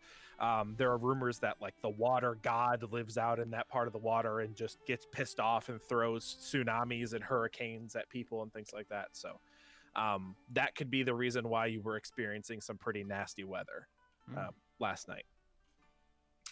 Anyway, so continue. You guys were, as you were leaving the town, you guys see the overcast skies. There's no sun. It's still like a grayish black sky, and as you look to your east, you can see the sky darkens in a gradient until it's almost black towards the center of the continent. Continue. You guys were, I didn't mean to interrupt you. I just wanted to throw that in. You guys were going to talk about your plans. Go ahead. So I guess we'll run up through the woods that'll take us close to Soul March. We could go through the woods to Oakhurst if we wanted to stop and rest again. Or do you guys just want to camp in the woods on the way? I say we camp in the woods. Is there anyone that we can ask about a back way? A more direct route? I wanted to ask the barkeep if there was a way through the mountains that maybe took us north. You guys want to ask someone before we leave the town? Let me go in and speak with him. I may be able to persuade some information. Maybe we could go through a mine or something. If there's one way to cross the mountain, it's not over it. It's under it. Gotta go through a mine. I bet you know someone in a mine. Oh, a mine. My God.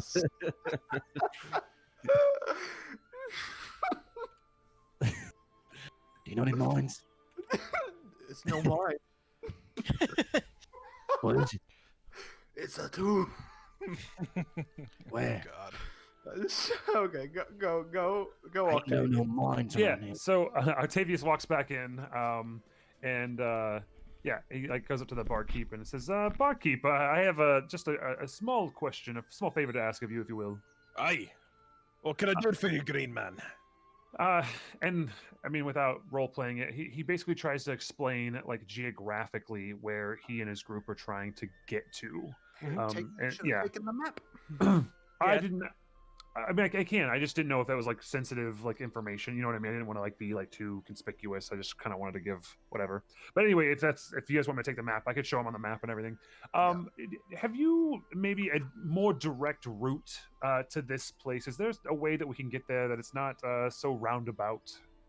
Yeah, you can see he lifts up his thick sausage fingers and just kind of scratches his beard as he's thinking. And you can hear him like mumble things under his breath, like, "Oh, no, that wouldn't work. No." He's just kind of like thinking to himself and goes, "I'll be honest with you, lad. I don't know. I mean, you lot are obviously the capable folk. Why don't you just cut through the forest there? Instead of taking the main road. I know there could be some nasty creatures and all kinds of shite in there, but." I mean, it's definitely the fastest path. Ask him if he knows about a mine. I've been. Do you know of any mines? You mean the tomb? Oh, it sounds cool. Goggle. There's no mine. Okay, and he said. I mean, he basically says he thanks the man and he, steps back out and says, "I've been assured that we can cut through the forest and find a path to where we're headed." So we were going the right way? I do believe. I do believe that we can stay within the gates of Adamaldur and find our way. We gotta leave. No, we're gonna follow the wall around. I thought we were gonna cut through the forest inside the wall. No, outside the wall. Okay. He kind of drew you like a path with his finger, and he's like, exit the gate, swing into the forest, and then cut your way out. Oh, okay. Yeah, sure. That's fine. So yeah, let's just do that then. So I'm good to go. He did warn me that it may be slightly dangerous, but if I'm being honest, Yeah. I'm itching to I get want to kill some shit. exercise. We can take it. Let's burn the forest down. Am I What? right? Oh, no mine, huh? No. No. There's You no. guys were there's in no mine. part of a mine. in the mountain. He wants another one. This entire campaign is just mines, mine after mine after mine. Spend 90% of your life in the Underdark. All right. Yep. So you guys can make your way out of the city walls and start to swing your way close to the wall. You do have horses and things like that. Oh, shit. And you have creatures, beasts of burden that you can kind of equip to help you on your journey. But if you do decide to go through the woods and you're bringing horses with you, that will significantly slow your progress. We got to leave the horses. All right, we can do that. But I'm not happy about it. I'm just starting to get to know this Clawfoot. So we're There's gonna other just- clawfoots in the sea. Clawfoots don't live in the sea. If you want to go, we could put it down, mate. I'd be happy to do it. Maybe later. I'm still learning. All right. On the way out, he wants to stop by the stables where the Clawfoot is staying. Okay. And he wants to, practice, kind of seeing if it'll let him pet it yet. Okay. Yeah, go ahead and roll me an animal handling check. 16. 16. Yeah, you based on the instructions of the stable keep that is there, kind of keeping charge of all of the animals that are there. He instructs you to take some chicken breast and kind of keep it in your fist, and ball it up, and then allow you to like sniff your fist, and then that'll kind of draw him closer to you, and then you can kind of turn your fist, open your palm, and allow him to bite out of you. Out of your hand. And so you do that, you kind of move your fist forward, and the clawfoot kind of like reaches out, and you can see like there's a few times it like, retches back and goes like Just choking. No, it's just like making, noises, and it kind of moves up to you and sniffs and goes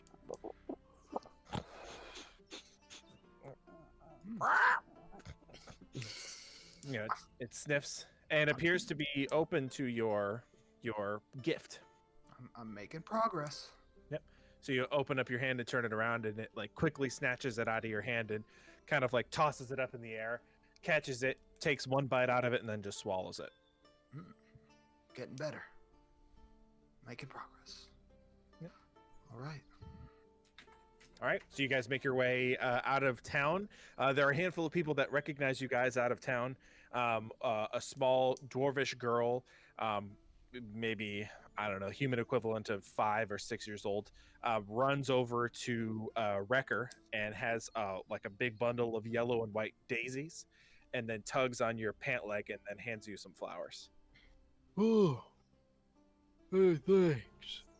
You hear her kind of like smile and giggle to herself, and she turns and runs back to her mom and like lifts up her mom's dress and like hides underneath it, and you see the mom kind of laugh and pat her on the head. I'll put one behind my ear. That's the second time Wrecker has been given a gift by a random stranger like that. Yeah, he's very lovable.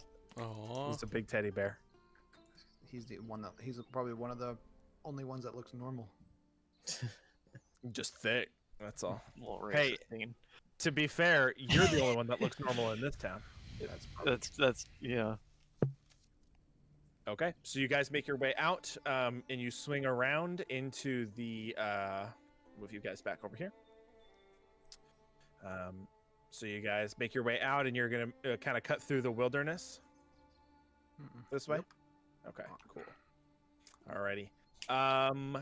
Who is leading the charge here?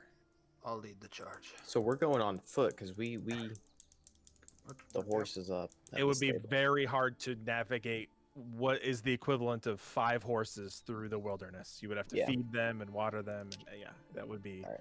You could try it. It might make things go a little bit faster, but It's not I worth was just it. I was just you wondering. guys could Lord of the Rings it, and like, I mean, Aragorn and Gimli and all them, they did it. So you guys can make it work. It just, you have to have supplies to feed them and everything like that. So it's up to you guys. Nah. I think it's better Okay. leaving the horses. Okay. And considering the last horse that you guys took to a member of Miwi's Chosen was devoured by wild animals. Mm. when you Two returned. horses actually. Sketch, Okay. without thinking, just starts walking the route. Just the path, like out of the city, or Yeah, like this way, or this way. that way. It's the second one. This did- way. Yeah, Okay. yeah. We just gotta follow the wall and then keep going. Okay. So who is going to lead the charge here? Who's gonna be front man? I will. Gargle. Okay, Gargle. All right, Gargle. Roll me a survival check. If anyone wants to help him, I'll give him an advantage. If you can help. tell me. I'll help him. Okay. How are you gonna help him? Whoever wants to do it. Since I grew up in the swamp tracking and hunting things to survive, I just teach him the basics, or like just give him pointers on, keeping your bearing in the woods, not getting turned around and everything. Okay. Cool. Awesome. All right. Go ahead, Gargle. Roll me a survival check with advantage. Okay. Ooh, 10. 10. Okay. You guys start around a little after 9. After getting everybody kind of up and moving, takes Wrecker and Sketch a little bit of time to wake up and kind of get the dust out of their eyes. But you guys begin to make forward progress. You all stop around midday to get some things to eat. Kind of rest. Does anybody want to start a fire or anything? Yeah, I'll start a fire Okay. if we When need in it. the wilderness, look for berries.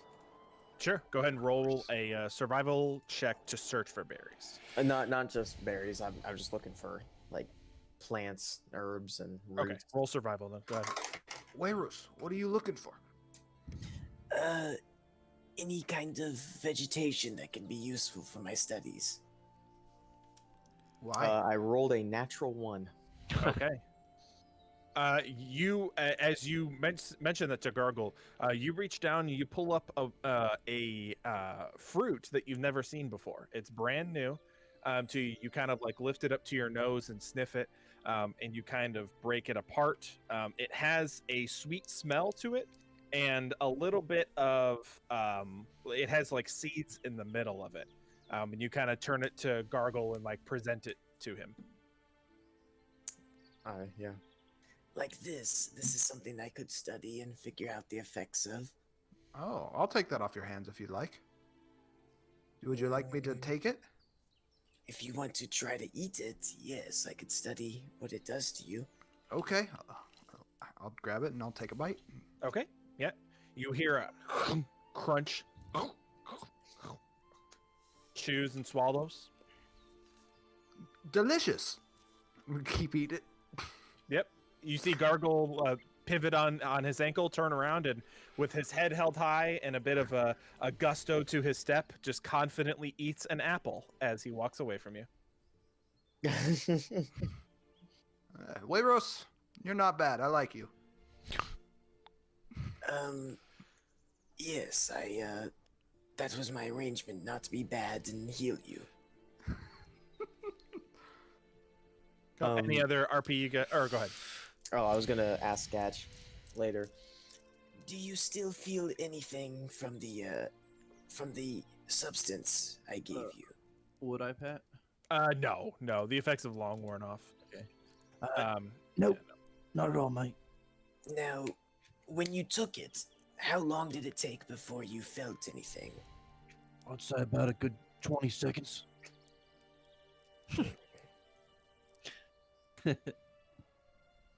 Now, what did you feel exactly? Good sense of euphoria, mate. Like everyone was Poro. I mean, angels. I love Sketch's crush, secret crush. That's just a real life crush between. Could be. I gotta tell Macy about it. Yeah. Whatever. She knows.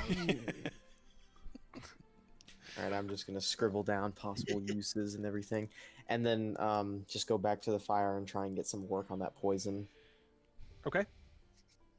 All right. Anybody else want to do a little bit of RP?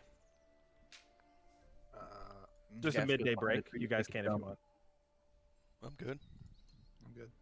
Cool. All right. So you guys begin to progress forward. Still, the sun. When you're having a hard time navigating via the sun because it is quite literally behind a sheet of gray clouds. You're still in the aftermath of the thunderstorm, possible even like you would consider above the table a tropical storm come through that area.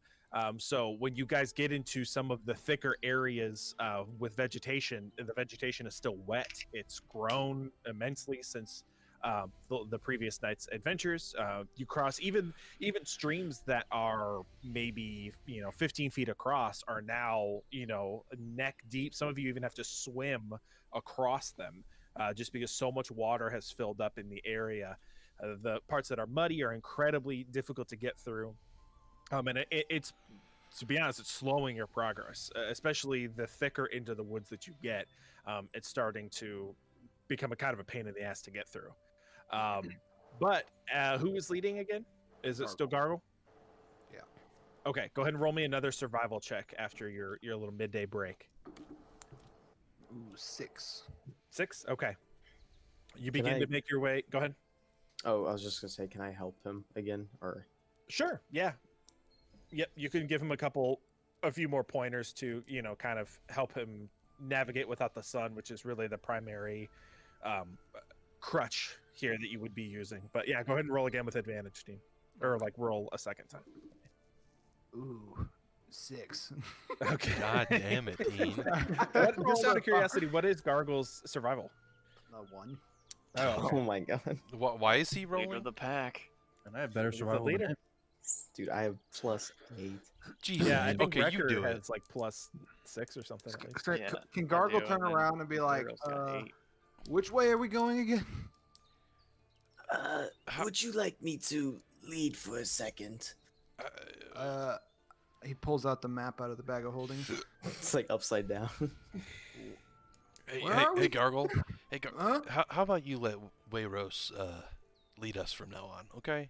Okay, he points on that. He flips it over, points on the map. It is upside down, and he's pointing there. But he's like, "This is where we need to go, Wayros. Can you get us there?" I can try. Okay. So after that difficult little passage of time, I guess you could say, where you guys went a little bit off course, it took you guys were walking with Gargle for about 2 hours, 3 hours as well. So you're getting a little sidetracked. But now that you've kind of recovered a little bit, you're on the right track. You spend about 30 minutes walking with Hueros, kind of trying to course correct. Hueros, go ahead and make me one more survival check for the day, All right. and see if you can figure out kind of Can correct your path. Can I cast guidance on myself Sure. while I'm Yeah. trying to do this? All right.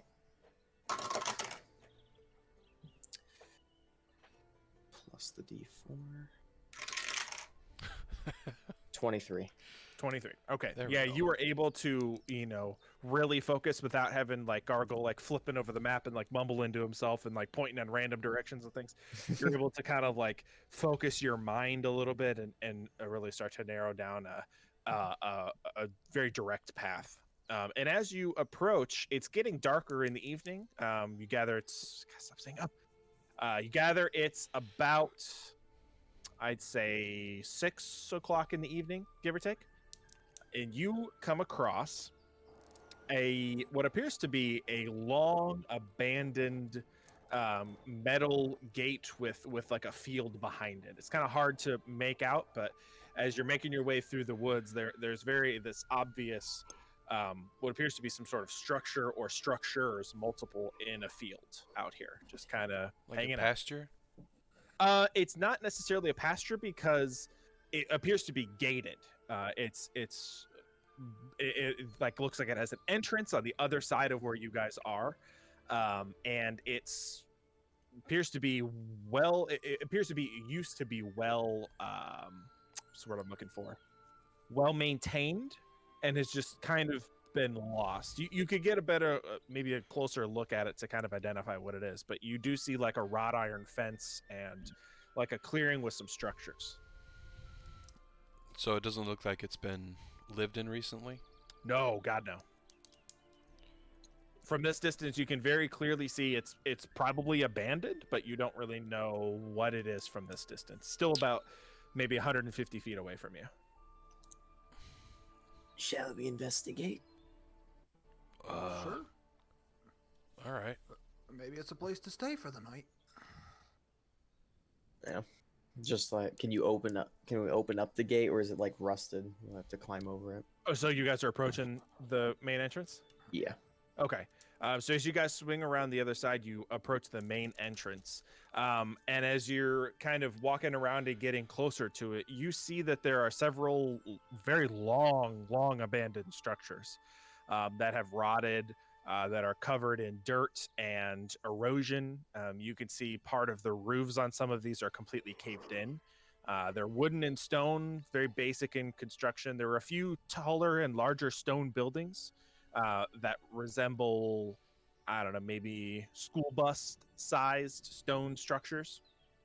And as you make your way around to the other side of the gate at the main entrance, you can very clearly see that this is some kind of cemetery.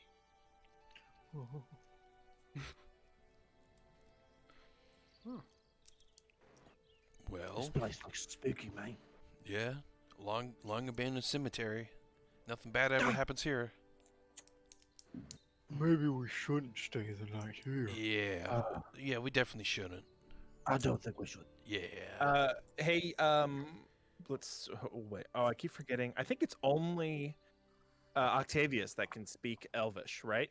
I mean, I can. I don't know. if Yeah, else can. I think you're the only one. Okay, go ahead and roll me a let's just say investigation check. Yeah, sure. Let me pull my stats here.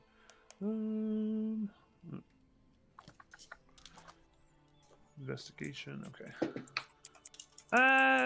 8. 8.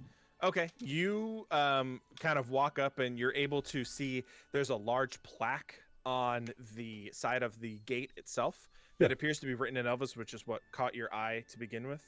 And as you approach, you're kind of trying to like clean it off, but you're not having a whole crap load of success cleaning off the front of it. Okay. And so, but it is in Elvish, and you're able to make out the name Neuralis Analor. Neuralis roll me- Analor. Yeah, go ahead and roll me a history check. Okay. Is that any better for me? Slightly. How about a 17? 17, yeah. Especially because there is a symbol of a white dove, or at least what was a white dove until it was covered in dirt and moss. You recognize, once you see that white dove and that name, bing, clicks in your head. This is the Elvish god of death and healing. Oh. So this appears to be an Elvish graveyard. This is that is part of the Seldarine. Yes, Okay. Neuralis Analor is a part of the Seldarine, a lesser member of the Seldarine. Okay. All right. This is an Elvish graveyard, actually. This is part of the. This is Neuralis Analor, the one of the Seldarine pantheon gods that my people worship. Huh. Do you think we could dig up anything that's worth selling, mate? I would He's holding never a shovel out of allow nowhere. you to deface a graveyard such as this. Yeah, we shouldn't do that, Sketch. You wouldn't allow me? That's not a good idea. You trying to pick a fight with me, Green? I see nothing wrong with digging up these corpses. Sketch, listen to me.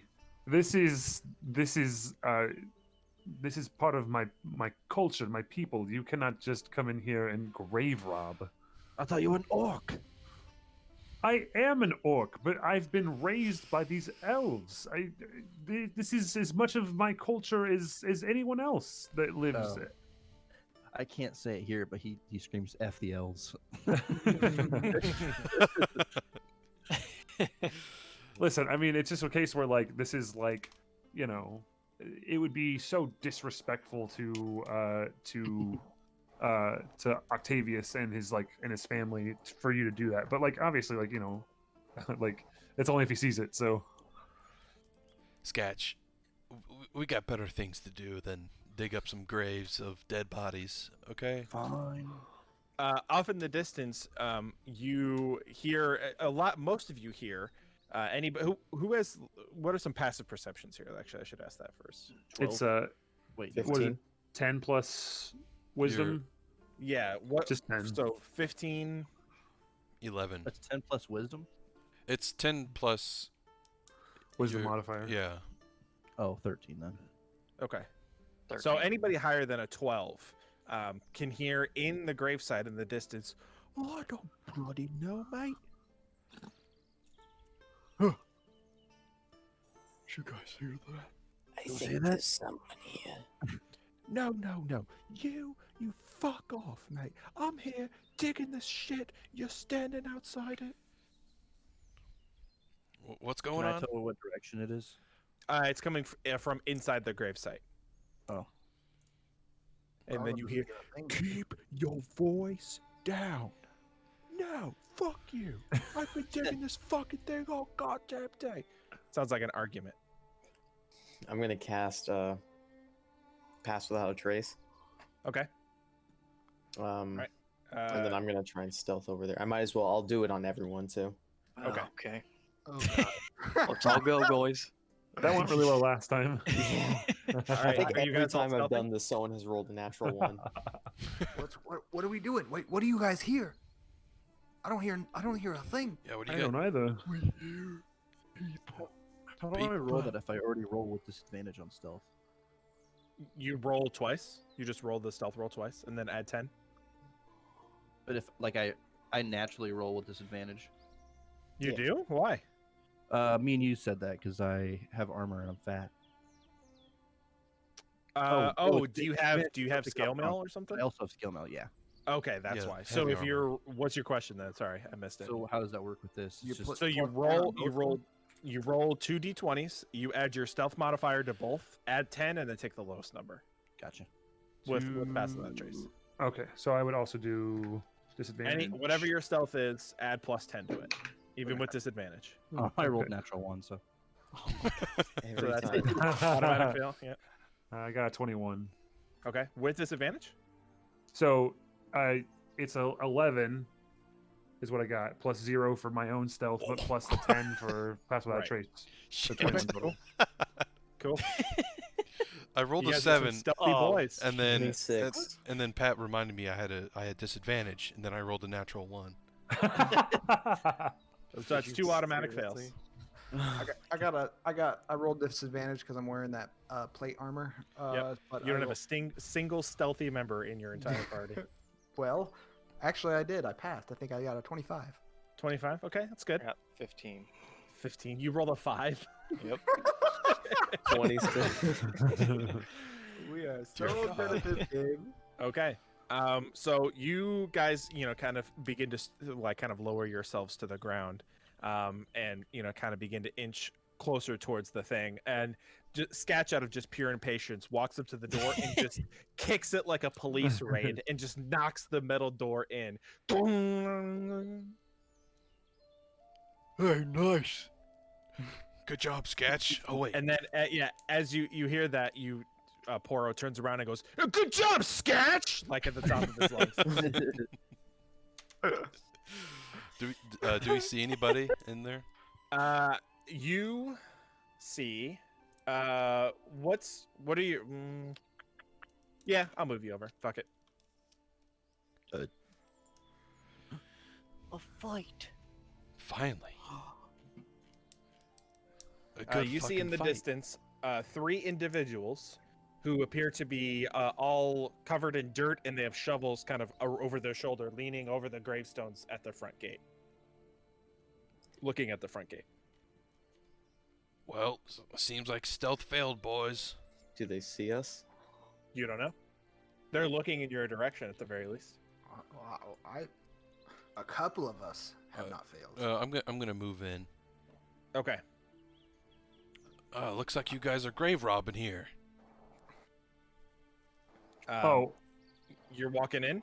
Yeah, I walked in. I'm walking away I'm from following them. mine. Okay. You guys should have control over your characters, by the way. If you don't, let me Yeah, know. I do. I moved in. All right. So you hear one of them in the distance goes, "Oh, why don't you mind your bloody business, mate? All right, we're over here just trying to make a decent living off these people that don't even care anymore. All right, so why don't you just fuck off and let us do what we came here to do?" He's got a point. That's what I was trying to do, you idiot. I want 50%. Hell no. Octavius will not fucking stand for this. Like he just got through telling Sketch like that's like a total disrespect. He's like, fuck no. So yeah, Octavius like steps forward and like draws his sword. Okay. The one goes, "Oh, Green Man, I would advise you don't go for your weapon." I'm gonna look around and see if there's anybody else here. Okay, roll perception.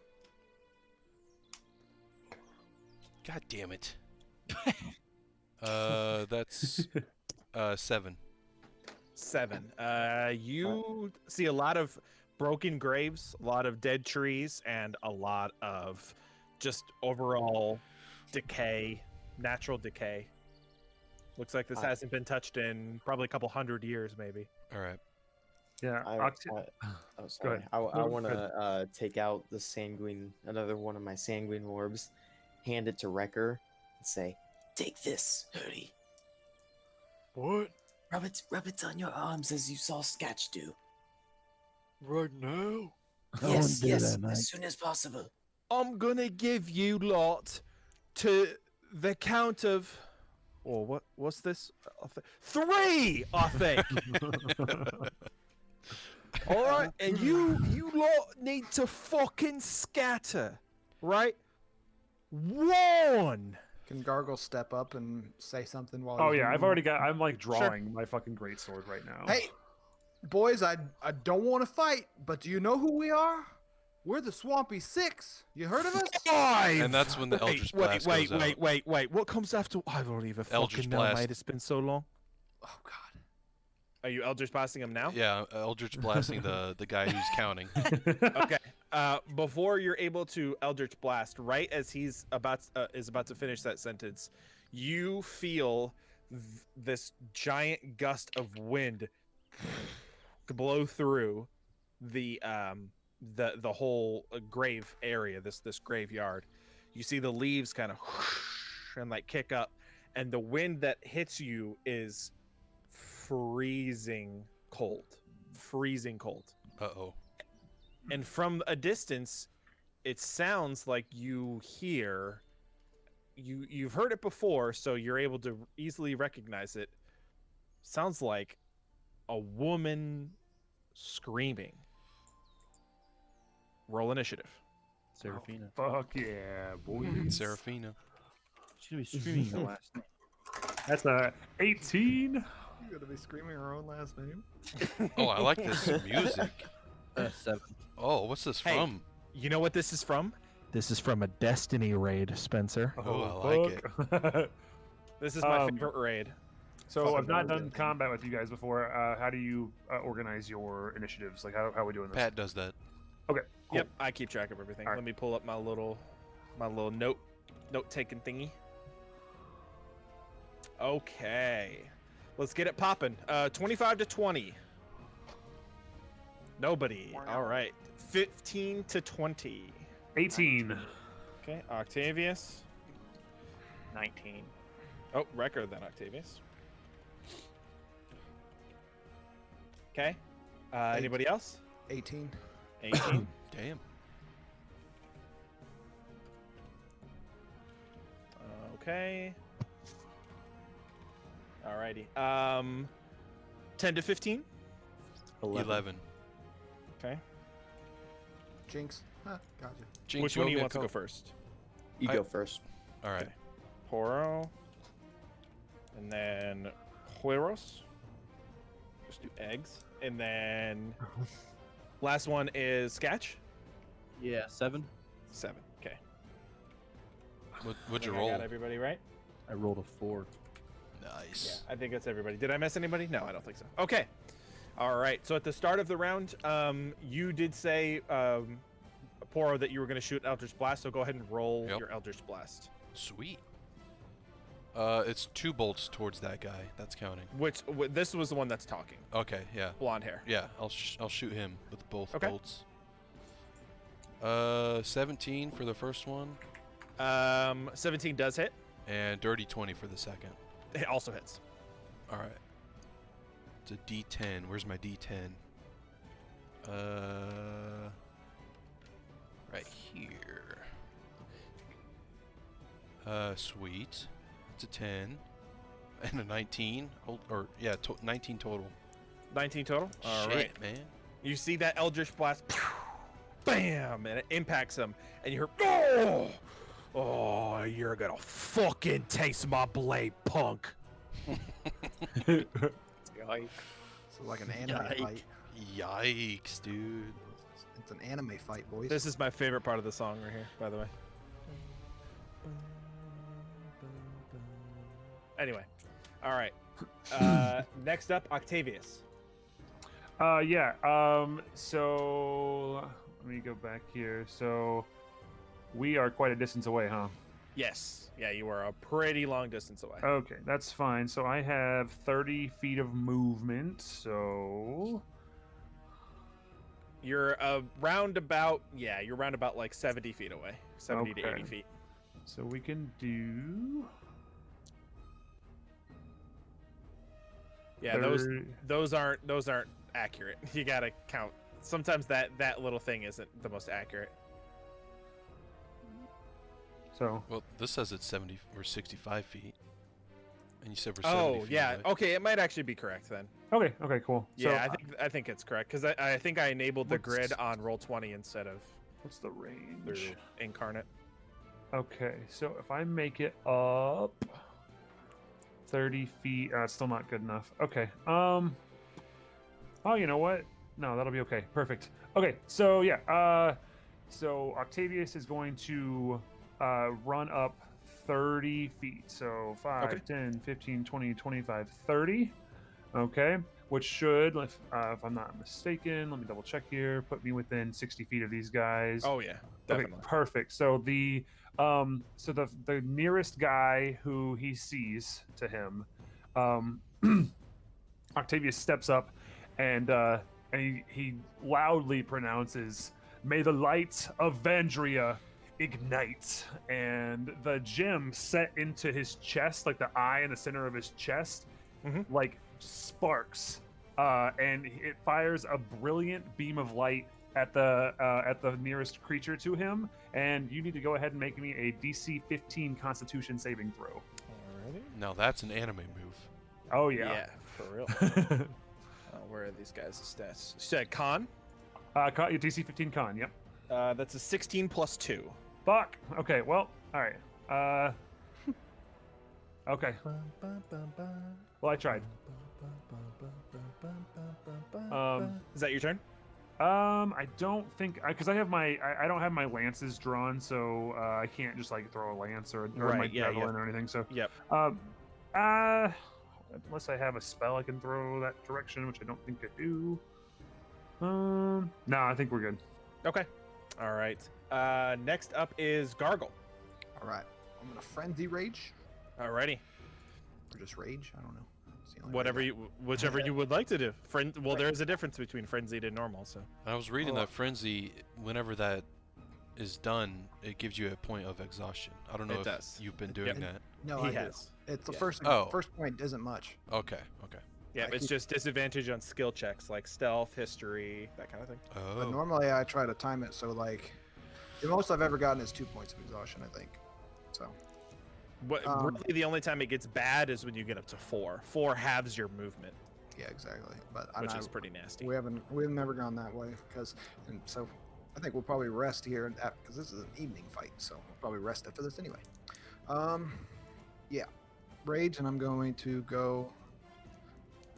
I'm just gonna get close. Oh, let me do my. I gotta get close.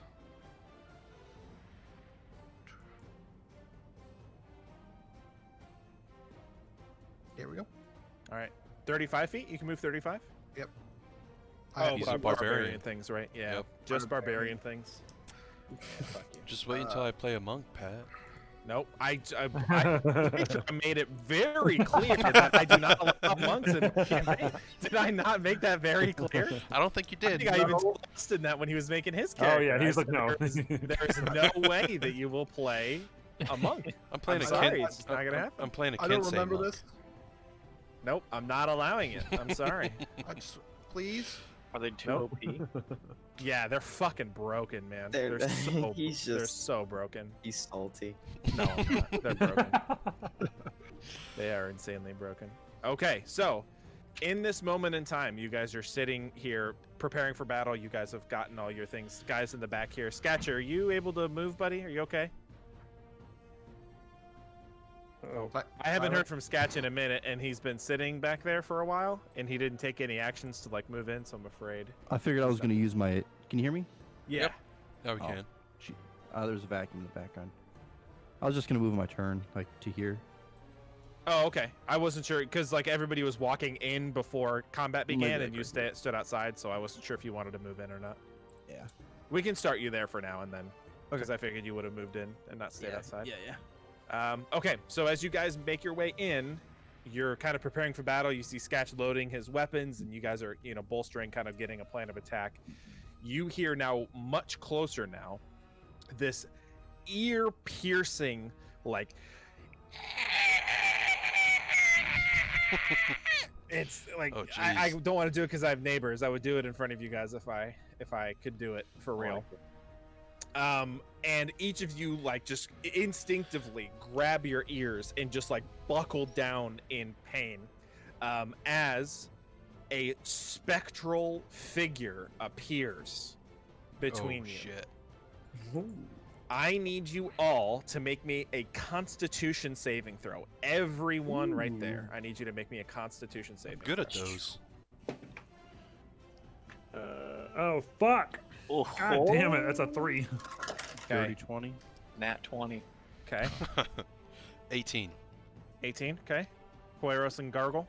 7. Okay. Over 20.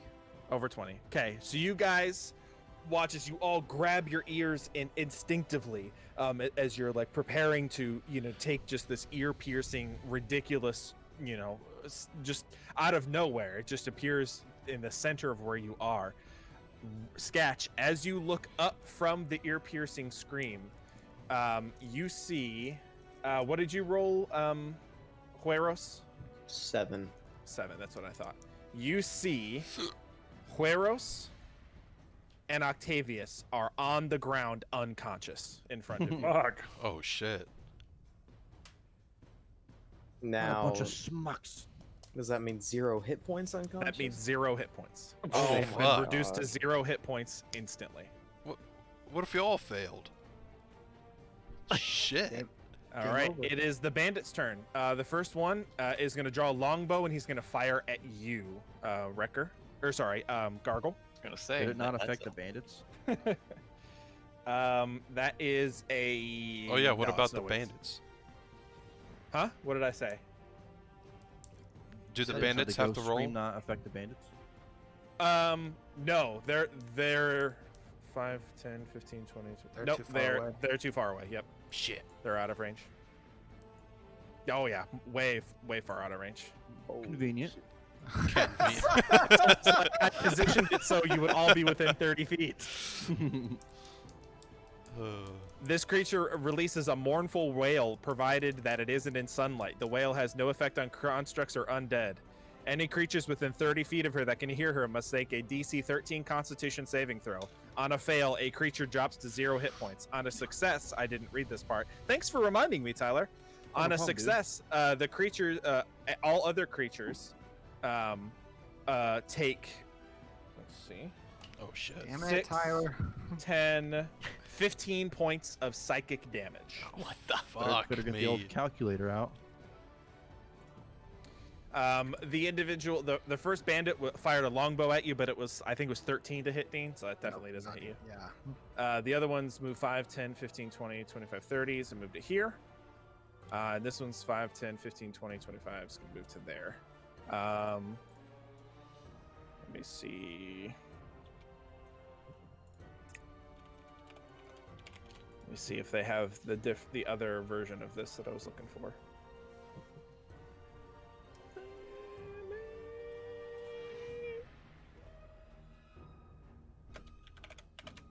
I don't think they do.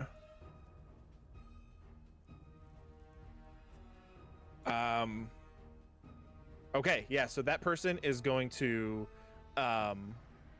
it looks like they take a moment and focus and concentrate on themselves, and you see this ethereal set of armor pour over this person's body.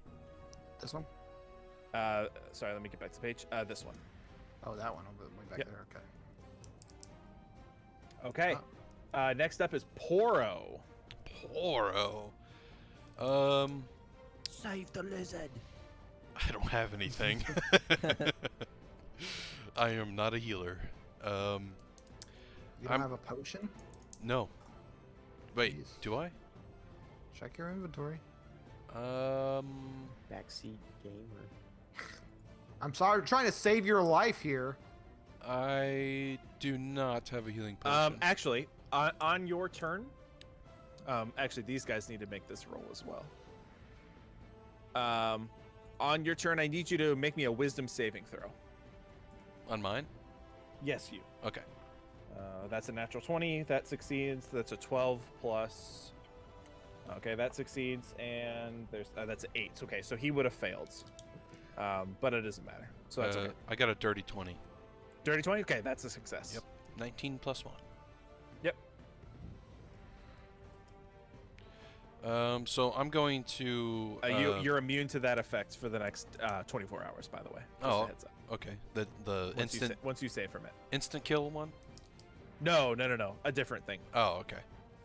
I'm going to twin cast haste. Okay. Onto Sketch and Wrecker. Okay. What's the range of that? It's 30 feet. 30 feet. Okay. Yeah. Perfect. What's that do? Let me get that pulled up. Haste is fucking awesome. It's really it's good. So good.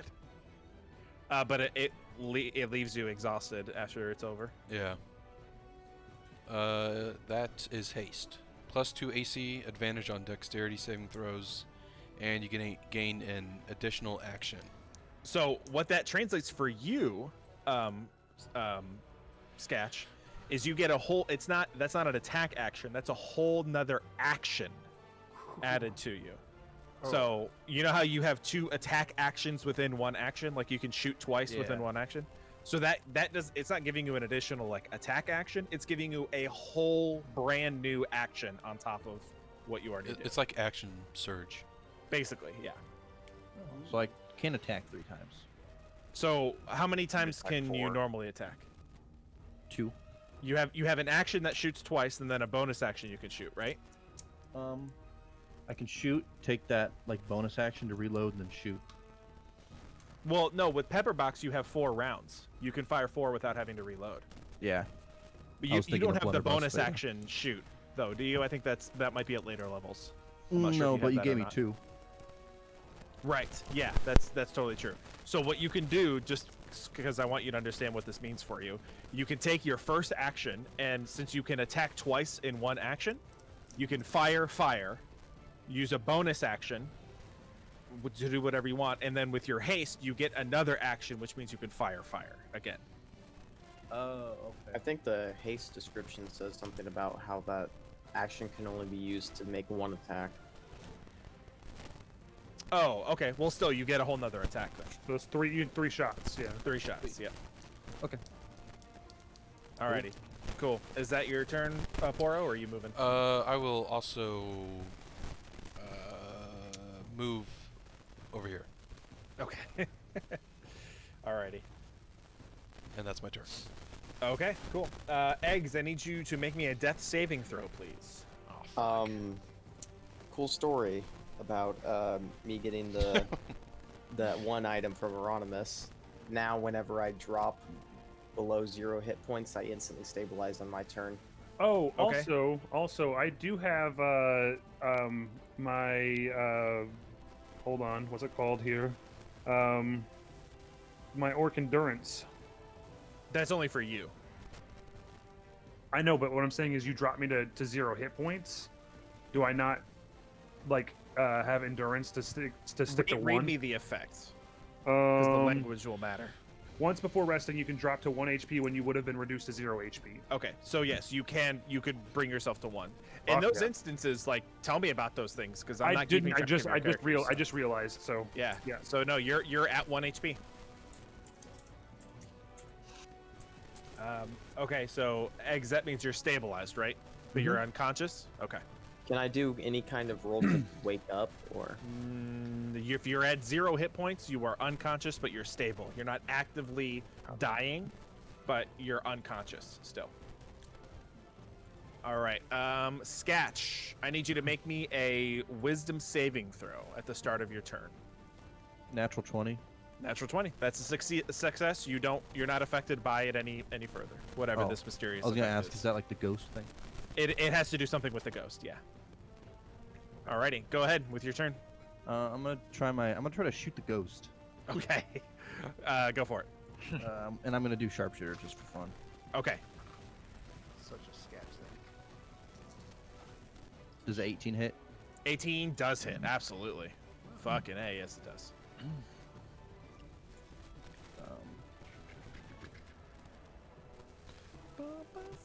15. 15 damage? Okay. Wait, hold on.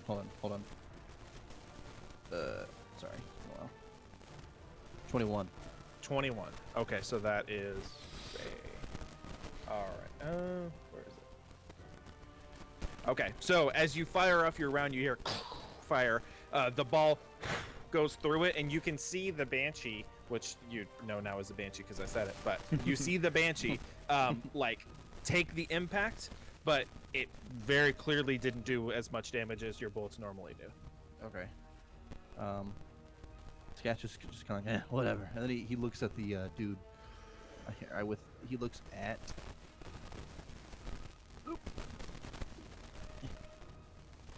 That guy. Okay.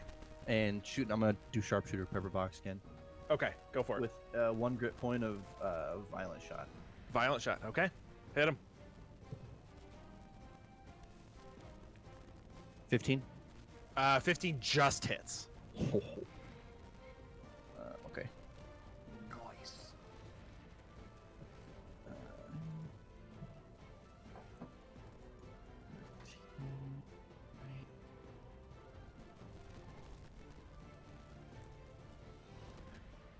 That would be 32 damage. Jeez.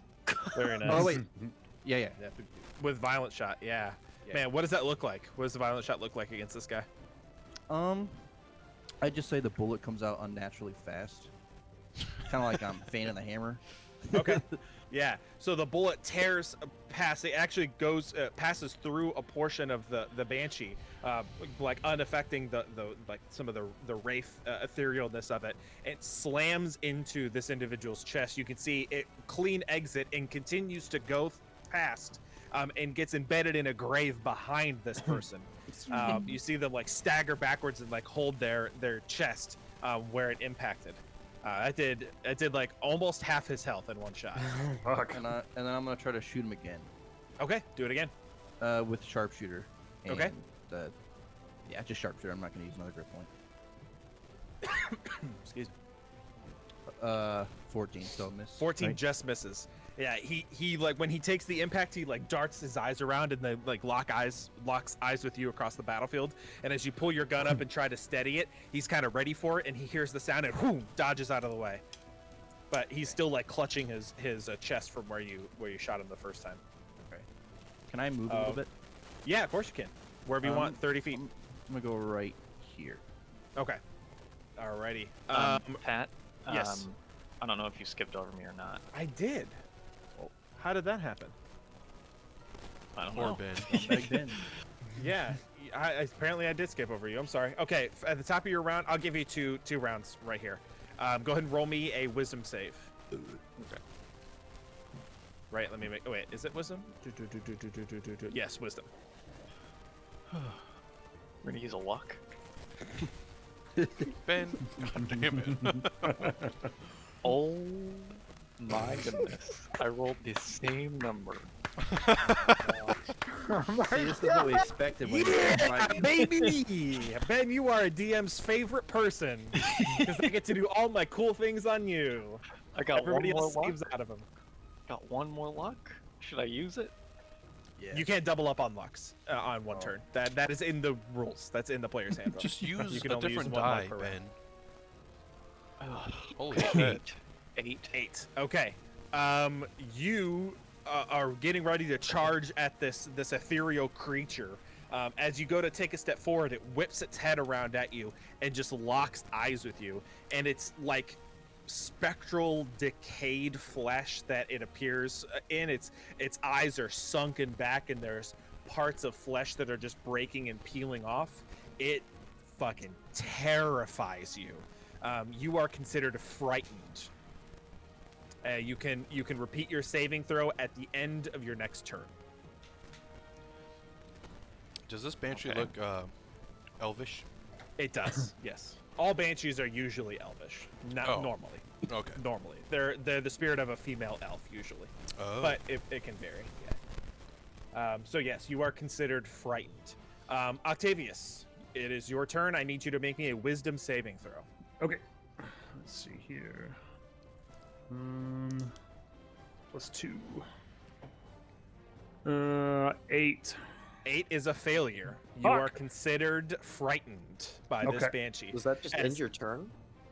I'll read you the frightened condition. Gotta use I all thi- my movement to run away, I think.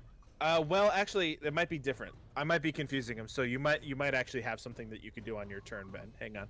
Well, I can't move. So the frightened condition is Yeah, frightened creatures have disadvantage on ability checks and attack rolls, Yeah. and you can't willingly move closer. So I guess, Wrecker, you could have a turn if you wanted to, like, try to shoot it yeah, I could from a distance. If you're able to do that, I don't know if you have any ranged. I do. I have a light Okay. crossbow. Okay, go ahead and do that then. I'll give you 2 shots because I skipped your turn. Same Well, with you, how- Octavius. How long does haste stay? For 1 minute. For 1 minute. It's concentration also, so if I get hit, remind me to roll. So what are we deciding 1 minute is? It's 1 10 minute rolls, is every round or is 10 6 rounds. seconds, so it's 10 rounds of combat. Oh, damn. Okay. Every round of everything is 6 seconds. Okay. Every turn is 6 seconds. One so more it's a 1 question. minute. And Yep. I'm sorry if you're not ready for this. Did you That's okay. decide on an ability for the mall? Oh, motherfucker! I'm sorry. God, fucking damn it! No, I didn't. Completely Shit! forgot. Dude, god damn it! You got to remind me of these things, man. I'm sorry. Son of a bitch. I had something in my head too. I should have fucking wrote it down. Hang on. All right. Yeah, I'll shoot him. The Yeah, banshee. I'm gonna come up with it right now though while we're sitting here, All right. because you need to have it for this fight if you're gonna use it. I'm gonna go grab a snack. Let me know when it's back to my turn. Yeah. Okay. Can I go? I'm gonna go to the bathroom real quick. I've been Go holding ahead. it for a while, and I was like, I'll do it after my next turn. But if we're like 10 seconds.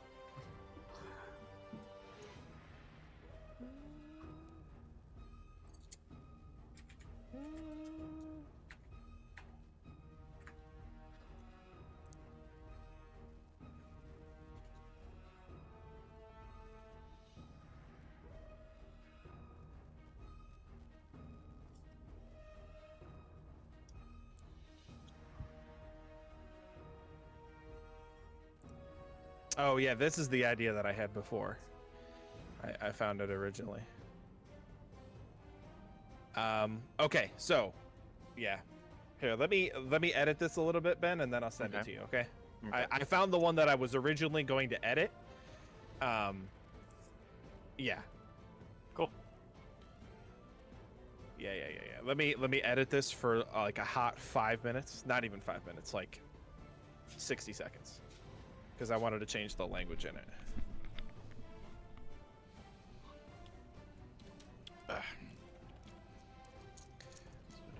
And I wanted to add a piece to it too. Shit, I forgot what I wanted to add. Is it like a werewolf type thing? I might add something to this. So like you might get a bonus effect. Pat's just fuming right now. I'm mad at myself.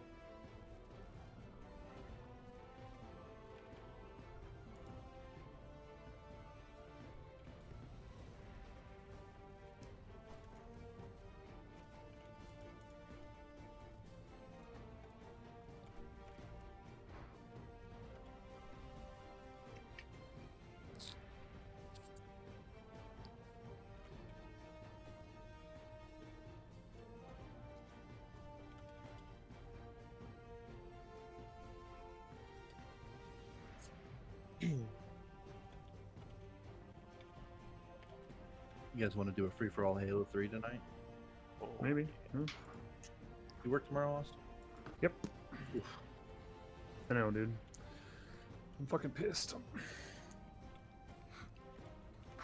right, whose turn is it? It's currently mine, but Pat's Still doing working something on right it? now. Gotcha. Man, I hope he gives you something good. Like you can smash faces. I think we're fighting a warlock.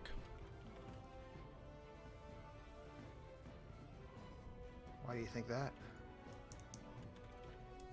Just a hunch. Meta. Metagame. I'm not talking. Metagame Megan. I'm not pulling the bin right now. I'm not gonna use that to my advantage. Okay. Sheesh. You called it out. Pat really didn't like it when Ben did that. I don't even know what he said that one time, but he. I didn't either. He just said the name of the creature. It's an Applewith. I don't even know what that is.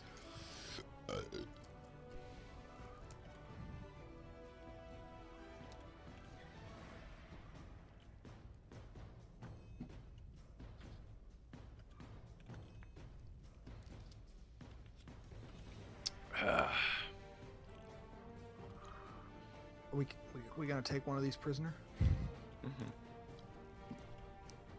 We're gonna Make him kill do them our all. bidding? No, I want a Experiment. slave. I want a slave, so Wrecker can I drink want his a blood. live test subject. Yeah, come on, we made a deal.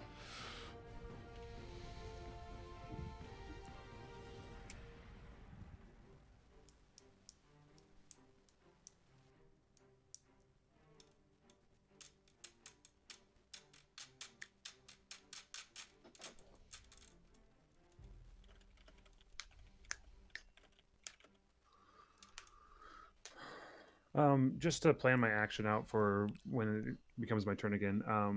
Is it possible to use your regular action to do a bonus action? No. Okay. Actions and bonus actions are separate. Okay. Okay. All right, when the music died too. So sad. Sad day. It's so quiet without the music. How does...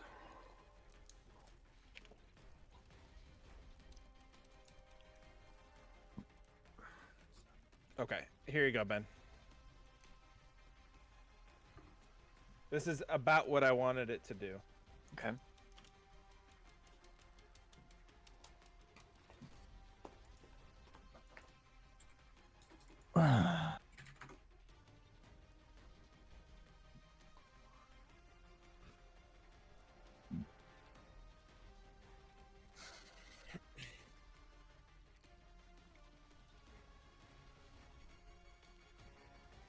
Proud Boys, stand up. Sorry, wording in that is weird.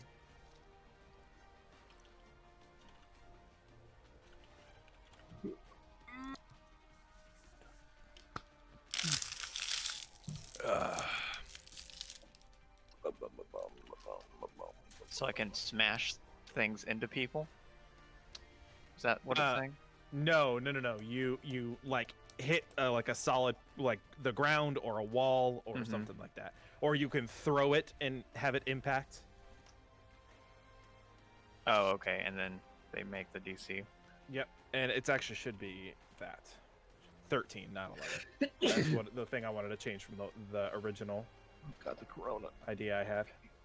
Is that good? Do you think? Is that so cool? Yeah, that looks cool. Is the +1 in addition to the +1 maul, or is that No, on top that of? it is a +1. It's a +1 like Warhammer. Okay. So anytime you swing melee, like have any kind of melee attack, you add +1 to the 2 hit bonus, and then when you deal damage, you add +1 to the damage as well. So if I'm using this like against other were creatures, it's all doubled. Any damage that you do against other were creatures is automatically doubled. Damn. Oh. So a crit is 4 times damage? If he does hit a crit? Yep. Shit, dude. Yeah, like Ben will ever hit a crit. True. And then I can stun people too. Okay. And keep in mind, it's anywhere that the hammer impacts. It's a 15-foot radius around the impact of the hammer. So you could pick it up and throw it into another room, and when it impacts, that's where your 15-foot radius is. Did you just give him Mjolnir? Mjolnir? Mjolnir? Mjolnir? Have you seen the Master Chief's Mjolnir armor? It's pretty cool. Does that affect me as well? You can choose the targets. Thor's hammer. Oh, I choose targets. When that happens, all creatures you designate within a okay. 15-foot radius of the impact must make a Cool. DC 13 Constitution saving throw. Awesome. Cool. Is that a good thing? That's awesome. Okay, cool. All right, so. Oh, and I forgot. That has a limit. Oh, like once per Yep. rest or whatever.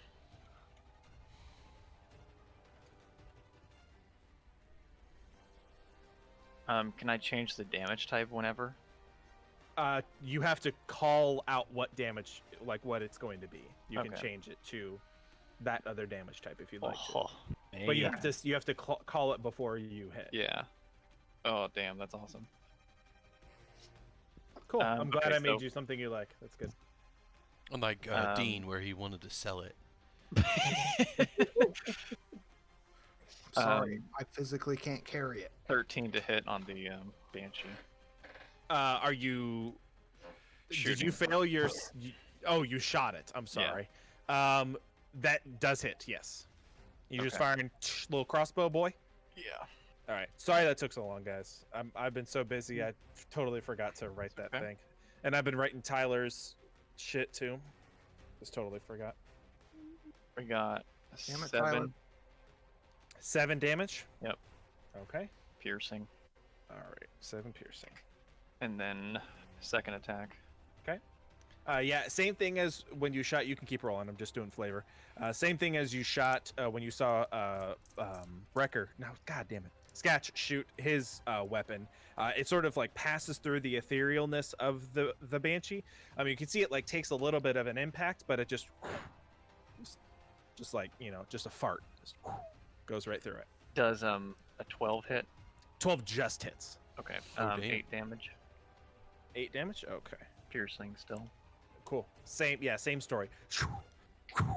One goes through the shoulder, the other goes through the leg, and you can see it like reacts to the blows, but only just like slightly flinches. And then I'll use my second action to make one more attack. Okay. Over 20. Yes, definitely hits. 6 piercing. 6 damage. Okay. And then for bonus action, I'm gonna do Crimson Right on the Maul, Okay. Fuck yeah. and I take 2, Oh, not bad. Below average. and I'm done. Okay, I'll let you have another round because turn. I skipped you. So do I roll for the frightened effect? Yes, go ahead. Yeah. And that's wisdom. Yep. Roll high. 15. 15 succeeds. You are Whoa. immune from the effects for 24 hours. Okay. So I can move toward her now? You can, yeah, absolutely. You are no longer frightened. Pancaker. Okay. 5, 10, 15, 20. Alright, I'll move right here, and I will attack with the Hammer of the Wolf's Might, Okay. and this damage will be thunder. Okay.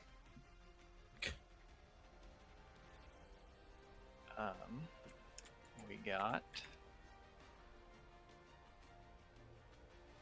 18. 18 hits. It'll be thunder. Excuse you. Now it really is. Mjolnir. All right. 6, 7, 9, 10, 13 thunder damage and 4 Okay. fire damage. Okay. So, okay.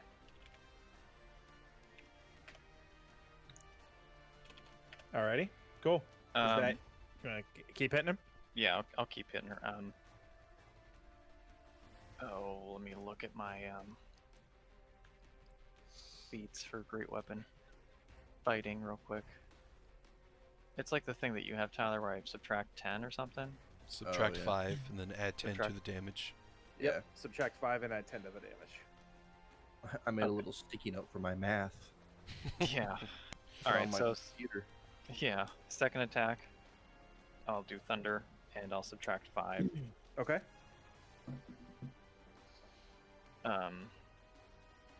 18.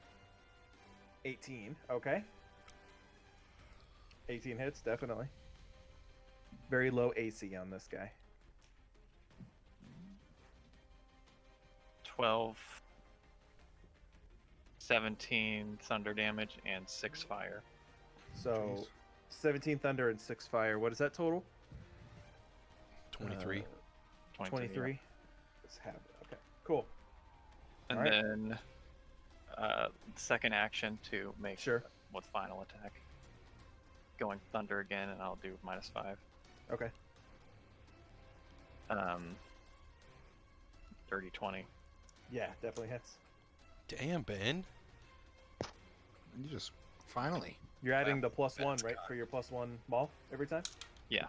Okay. Just making sure. And your +1 to your damage, too. That's already in the D&D Beyond stuff. D&D Beyond. Okay.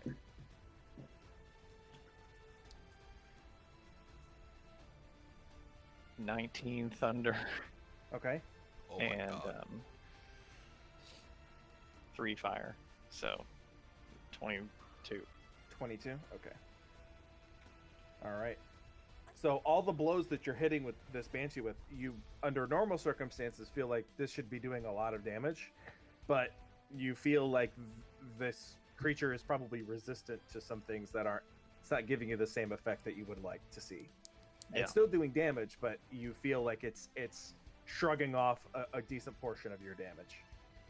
I'm going to do Brand of Castigation on it. Okay. and Is that your just- bonus action? No, this is just a regular thing whenever I do damage to someone. Okay. So I will always know the direction the creature's facing, and anytime the creature deals damage to me, it suffers 1 psychic damage. Okay. And for my bonus action, I will change to a werewolf. Okay. And Let me that'll be it. grab your token here. Going hard, Ben. Jeez. I could do a lot. Thank you. It's just usually you don't do much. You know? Well, the haste thing. Yeah, that's yeah. huge. It's also +2 AC and doubles your speed. Don't forget that. Oh, I have +2 AC. Yeah. Right now. Yep. Until the effect wears out. Sweet. Where is your token? Is it on? Maybe I can find it on another page. Let me look. Oh, no, I think I deleted all of them. Where is your little werewolf guy? I should just, you know what? I'm gonna make a habit of putting it on the map, but just making it the on the DM layer, so you can't see it.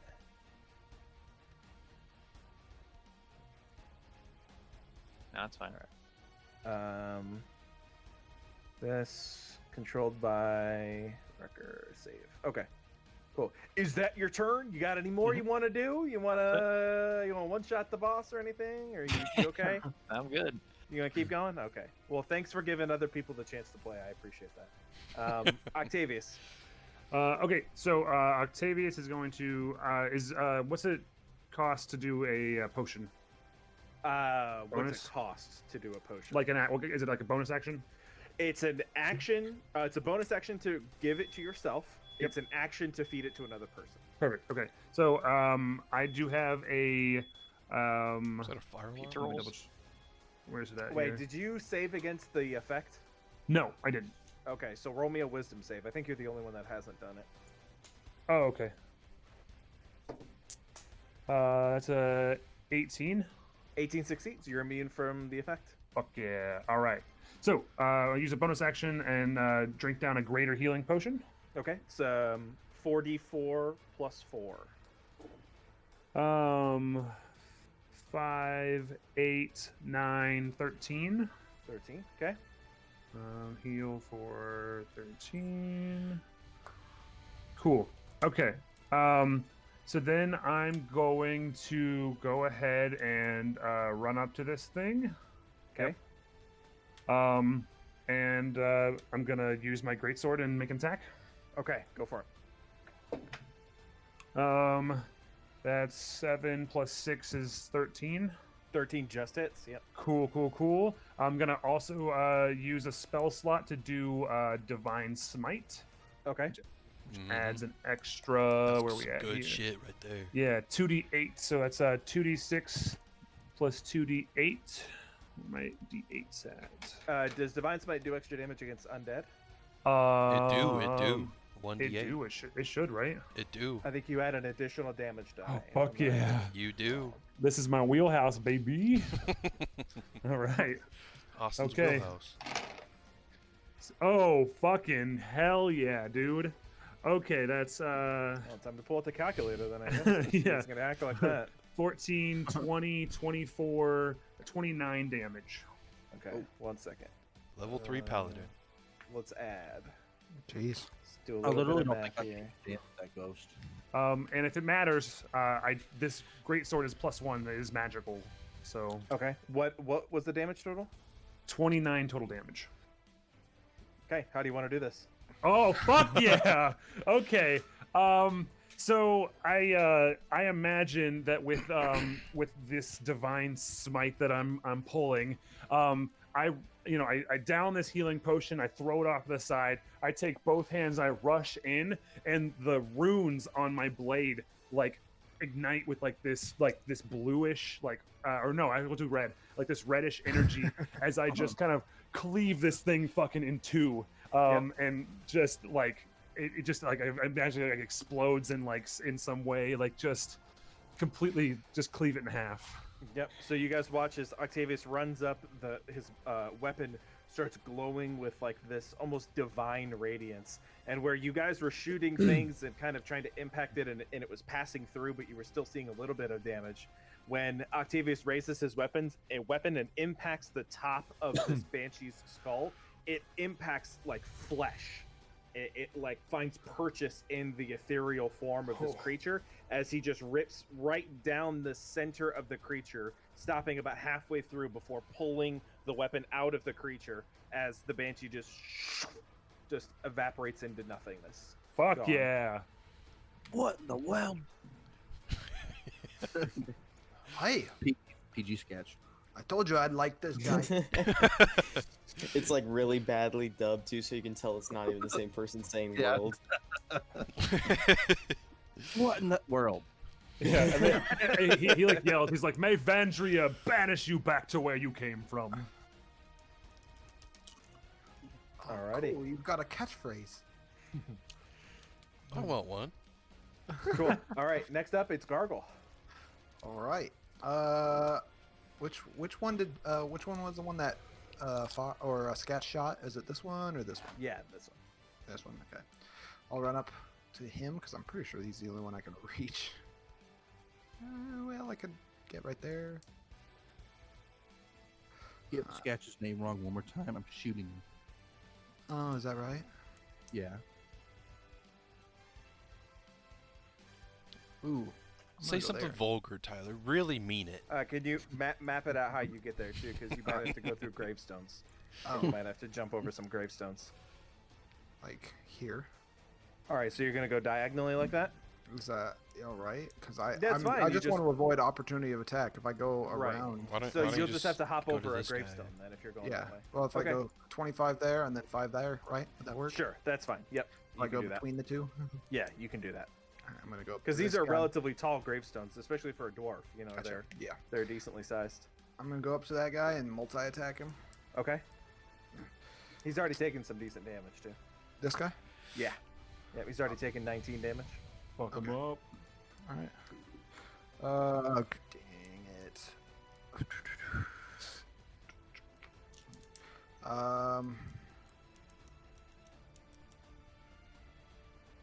Let's see. 7, 8, 9, 10, 11, 12, 10, 11. 11 to hit. That does not hit, fortunately. Okay, try again. Yep, you walk up and he just ting, parries the blade out of the way. Damn it. 12 to hit. 12 does not hit. Damn it. All right. You last go around, you swing, you use the momentum and you swing around his left side and try to hit him on the left side, but he jumps backwards and repositions himself. Okay. 15. Does 15 hit? He is going to use a reaction to parry that, adding 2 to his AC, and making it so that misses. All right. All 3 of my attacks miss. I rolled a 2, a 3, and a 6. It's like, come on. And yeah, you see Gargle reach up and like lift his axe or his weapon up into the air and bring it down as the individual blocks it with the shield. And he's like, wait, dwarf, you hold on just a second, mate. Don't get crazy now, all right? He's like trying to talk you down. He's taunting me, huh? No, that's what on Gargle his turn- thinks. On his turn, he kind of like parries your weapon out of the way, Gargle, and goes, "Listen, mate, listen. We don't have to fight, all right? You clearly are way too much for us. Okay, can we just take a moment and just discuss and talk this out? Fuck him up, Gargle. Throw down your arms, boys. Drop boys, them all, boys. Drop your weapons." And they both turn around and go, "You fucking serious?" He's like, "Yes, drop your weapons, mate. We're outnumbered. You want to die in this fucking shithole of a graveyard? Just drop your weapons." And he like lifts his scimitar up into the air and just like drops it and goes, "Oh, listen, dwarf. We're done, mate. We're done. We're outmatched. We're outnumbered. That's it for us. We got nothing more. All right? Will you spare us?" No. You hear a shot. You're about to, yeah. No, come on. Fuck him up, Gargle. Hey, come on, boys. Like XP. we're already With getting you some hit return XP. the left side of your shoulder.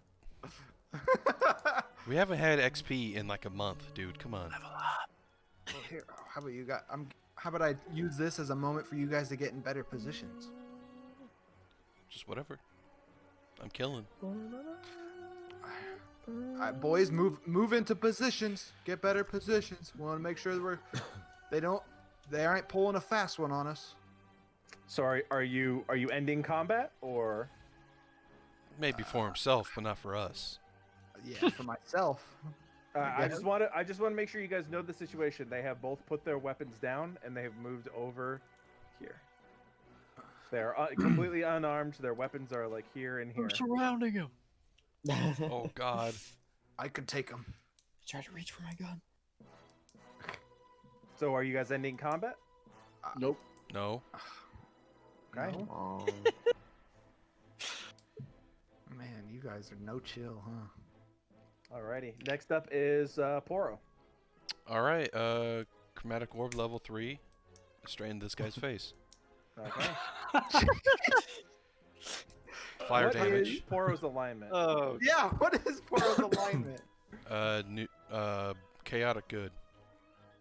It's not- chaotic good. Uh-huh. No, what neutral is it? It's chaotic. I thought it was chaotic good. Dude, if you're playing chaotic good right now, you're gonna drop. Chaotic You're right. neutral is what I Okay. meant. Okay. Me and you were both Alright. chaotic. Jeez. Do what we Alright, want. I'm just you see a thing at the top left hand corner of your screen that says your DM will remember that. Roll for attack. I mean, I'm keeping track of Oh your come alignments. on! There's This no is not evil. They were witnesses. attacking us and doing stuff in a graveyard. Yeah, come on, Pat. I Like these call- guys I call aren't good. bull. That's There's bullshit. multiple forms There- of justice. They're surrendering. They're forms. putting their weapons down. That's they're no longer a bullshit. combat Yeah, threat. after they attacked us. Oh, we Yeah, give they up. realize they're And totally robbing outnumbered and they're graves? Are you giving up. kidding me? 18 to hit. Tyler, Sketch wanted to do that 10 minutes ago. Right. Yeah. Yeah, they've completely removed themselves from combat. They've put their weapons down. I'm just letting you know the situation. 5d8. that's bad, team. Oh Is fuck. I'm just gonna roll on D&D Beyond. There's too many dice. Octavius is going to like I don't know, like raise 25. a stink about this. Okay. 25. Yeah, of course it is. Poro, no! Oh shit! It's already gone. Which one? Red dude. Okay. And I'm gonna move 30 feet.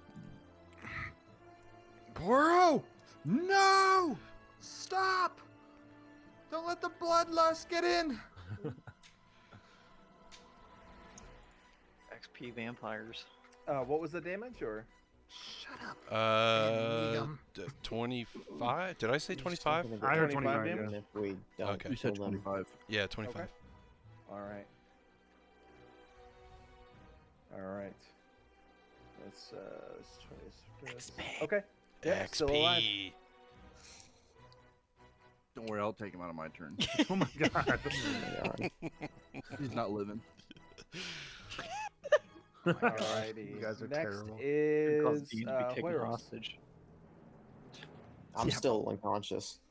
Yeah. Oh, Okay. oh, Roll Levi's death been save. out of this fight this entire time. I Oh, haven't God. done a Stabilized. single thing this Or, entire no, fight. you're still stable. That's right. You don't need to roll death save. All right. Next is Sketch. With my boots of jumping and haste, I'm gonna move 40 feet right here. Okay. Let me find my thing. Wait, where, crap. Was I here or here? I don't- Oh god, no. I'm gonna- It doesn't matter. They're not fighting back. So. Cool. Yeah, you're in It's range. good for him. Sketch, stop! They've dropped their weapons. What? Huh? Now you realize what we deal with, Austin. 16 to hit. These aren't good people. On the red die. Neither are we. Yep. Exactly. Then nothing wrong here. What? Nothing wrong is They should- happening. Hey, they shouldn't have threatened us. To be fair, Austin was the one that threatened them. Only because they were Exactly. desecrating graves, but Big once they thing. drop their weapons, they're innocent. I mean, they're not innocent, but they're like, they're defenseless. I'm not gonna strike down a defenseless man. True. 21 damage. There's no honor in that. Which one? This one? Yeah. As Tyler Kills that mur- guy? as Oh, Sketch no! murders somebody. That's a really fast headshot too. Just Yeah. Okay. We that both was your headshotted first. him. You have, I think, other actions too, don't you? I have 2 more. Pat's disappointed. Bonus Tell in reload. his voice. I mean, they're just not fighting back, so it's just like you just roll your. All damage. right, Fucking sit there. firing squad. What'd you say, Bump? Or Bump Nugget? What'd you say? They've dropped their weapons. Please stop. He's reloading. What? Better stop him. You're the only one talking to him around. You got to reason with him. Oh, we're gonna do the Taken King. Fuck him up, raid. Sketch.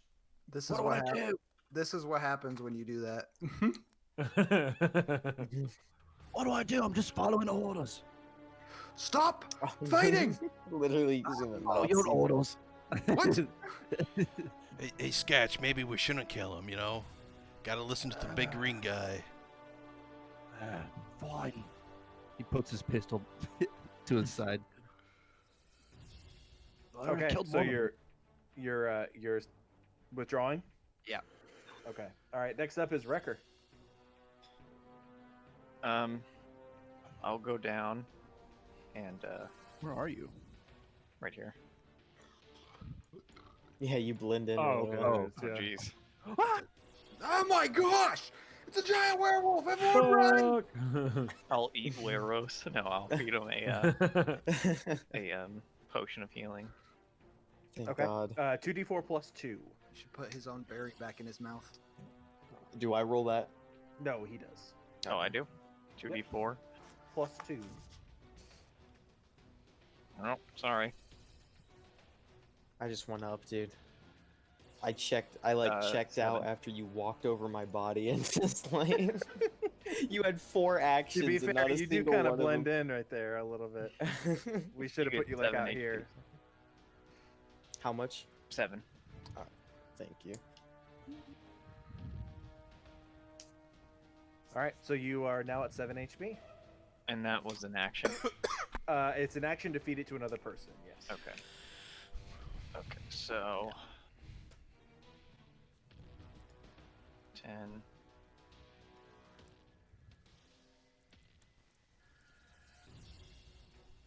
I'll move right here. Okay. And I think that's it. Yep. Okay. Alrighty. Octavius. I'm dropping combat. I'm done. I Okay. don't. Yeah. Is everybody else doing that, or are you guys still fighting? Yeah. Yeah, I'll stop. No fun. No fun. No fun allowed. Wee woo, wee woo. Fun police coming in. The Swampy Six commit a war crime. No, we did not. Whatever, you just dude. committed a war crime. That's as much of committing a war crime as what happened in that mine. That was Hey, we don't talk about that. That Yeah, I'm was so mad that we didn't show that chick. We don't talk about that. We're gonna That's- see her again. I know Pat's gonna show us that person. I know. We're gonna get more XP. Or Play we're the gonna long die. game. 'Cause That thing could one shot. Could. Had laser eyes. Yeah, but the thing that just one shot me could one shot all of us. That thing could only do it to one person. As you see a bit of sun creep through the clouds and shoot a beam of light onto the dead grave robber. The music. Are we supposed to swells. feel sad for that guy? Are you shitting me? His brains are The like one, blown the out. one gentleman leans over his body, Wait. and a tear falls off of his Oh, face fuck off. onto his chest. Can I go over there and look at the dead one and see that they're mourning and say, No, they're not. In reality, they're like, Jesus fucking Christ! All right, we're done. We're done. We're done.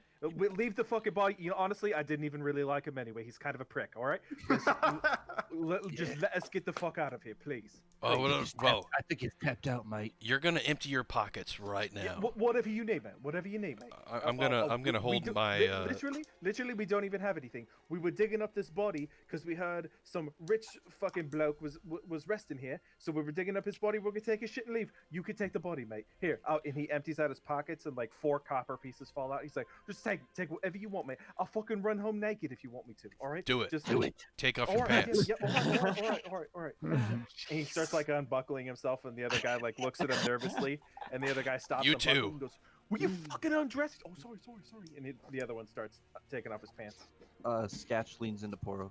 What if we had them finish digging and then we got the loot, huh? No. We are No. not going to be digging so any just- graves. We To paint a shouldn't. picture, the body has been majority consumed, and the Yeah. casket is like partially broken open. It was like caved in from the top. We- Like a wooden casket. That's just like flat, almost like a vampire casket. That's kind of what I picture. Hmm. And it looks like it's been like sundered from the top, and it's like broken in. It's always a bad idea to grave rob. Okay, we get shit like that banshee that just appeared out of nowhere. Yeah. Okay, You'll end up I like don't- this bloke. And I pointed at the guy shot in the head. Exactly. Just like I don't him. know if Octavius has the ability to do so, but like he's like wanting to like put everything back in its place and like consecrate this in some way, you know? Sure. Okay. Roll me a perception check. Sure. When he starts, or are you So gonna that's fill 6. fill in the grave again? Go That's ahead. Well, yeah, I No. mean, I'm gonna do the whole thing. I'm gonna do everything that I can. Yeah. What were you saying though, Poro? I was just gonna help Octavius. As you guys are kind of beginning to reassemble everything, the other gentlemen are finishing unbuckling their trousers and taking off their shirts. Both of you peer inside the casket, and through the little bit of sunshine that's now creeping in through the clouds, you can see several shiny and sparkly items inside of the casket. I make sure not to tell Sketch about that. Oh, he doesn't see. Nope. And I try to block the view from him too. Okay. Sketch just casually come. Going to see what they're looking at. Go ahead. I hurry up and throw dirt on the shiny pieces. What you doing there? Just filling in the grave, you know. Oh. Yeah, those grave robbers got some bad info. Would I be curious to that, Pat? You could. I mean, keep in mind, at any point in this entire campaign, you can tell me, "Can I roll an insight check?" Okay. And like that's insight checks are super useful, and I hope you guys start using them more. I use them. crucial. Yeah, they're very useful. So go ahead and roll insight. Am I rolling deception? Yes, you will. 10. 10. Okay. 23. Yeah, it appears. Freaking snake oil salesman. Appears Poro's on the up and up. Seems like these guys got some pretty bad info. That's rough. Yep.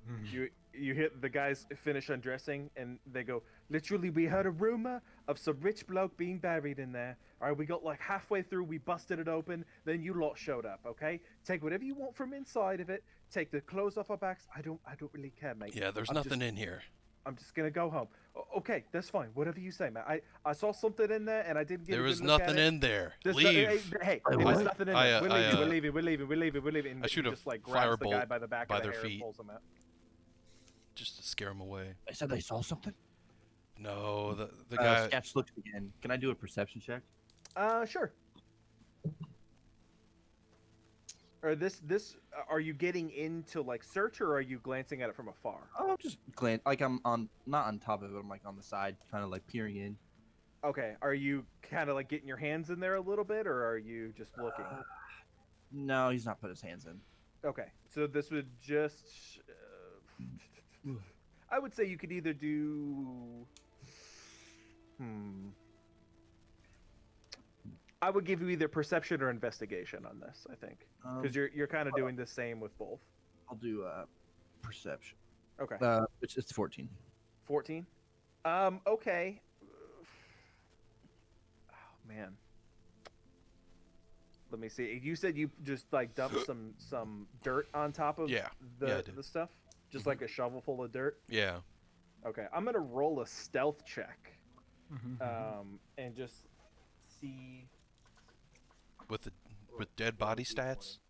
No, I was just gonna roll a d20 for like a stealth check, and it was a 4.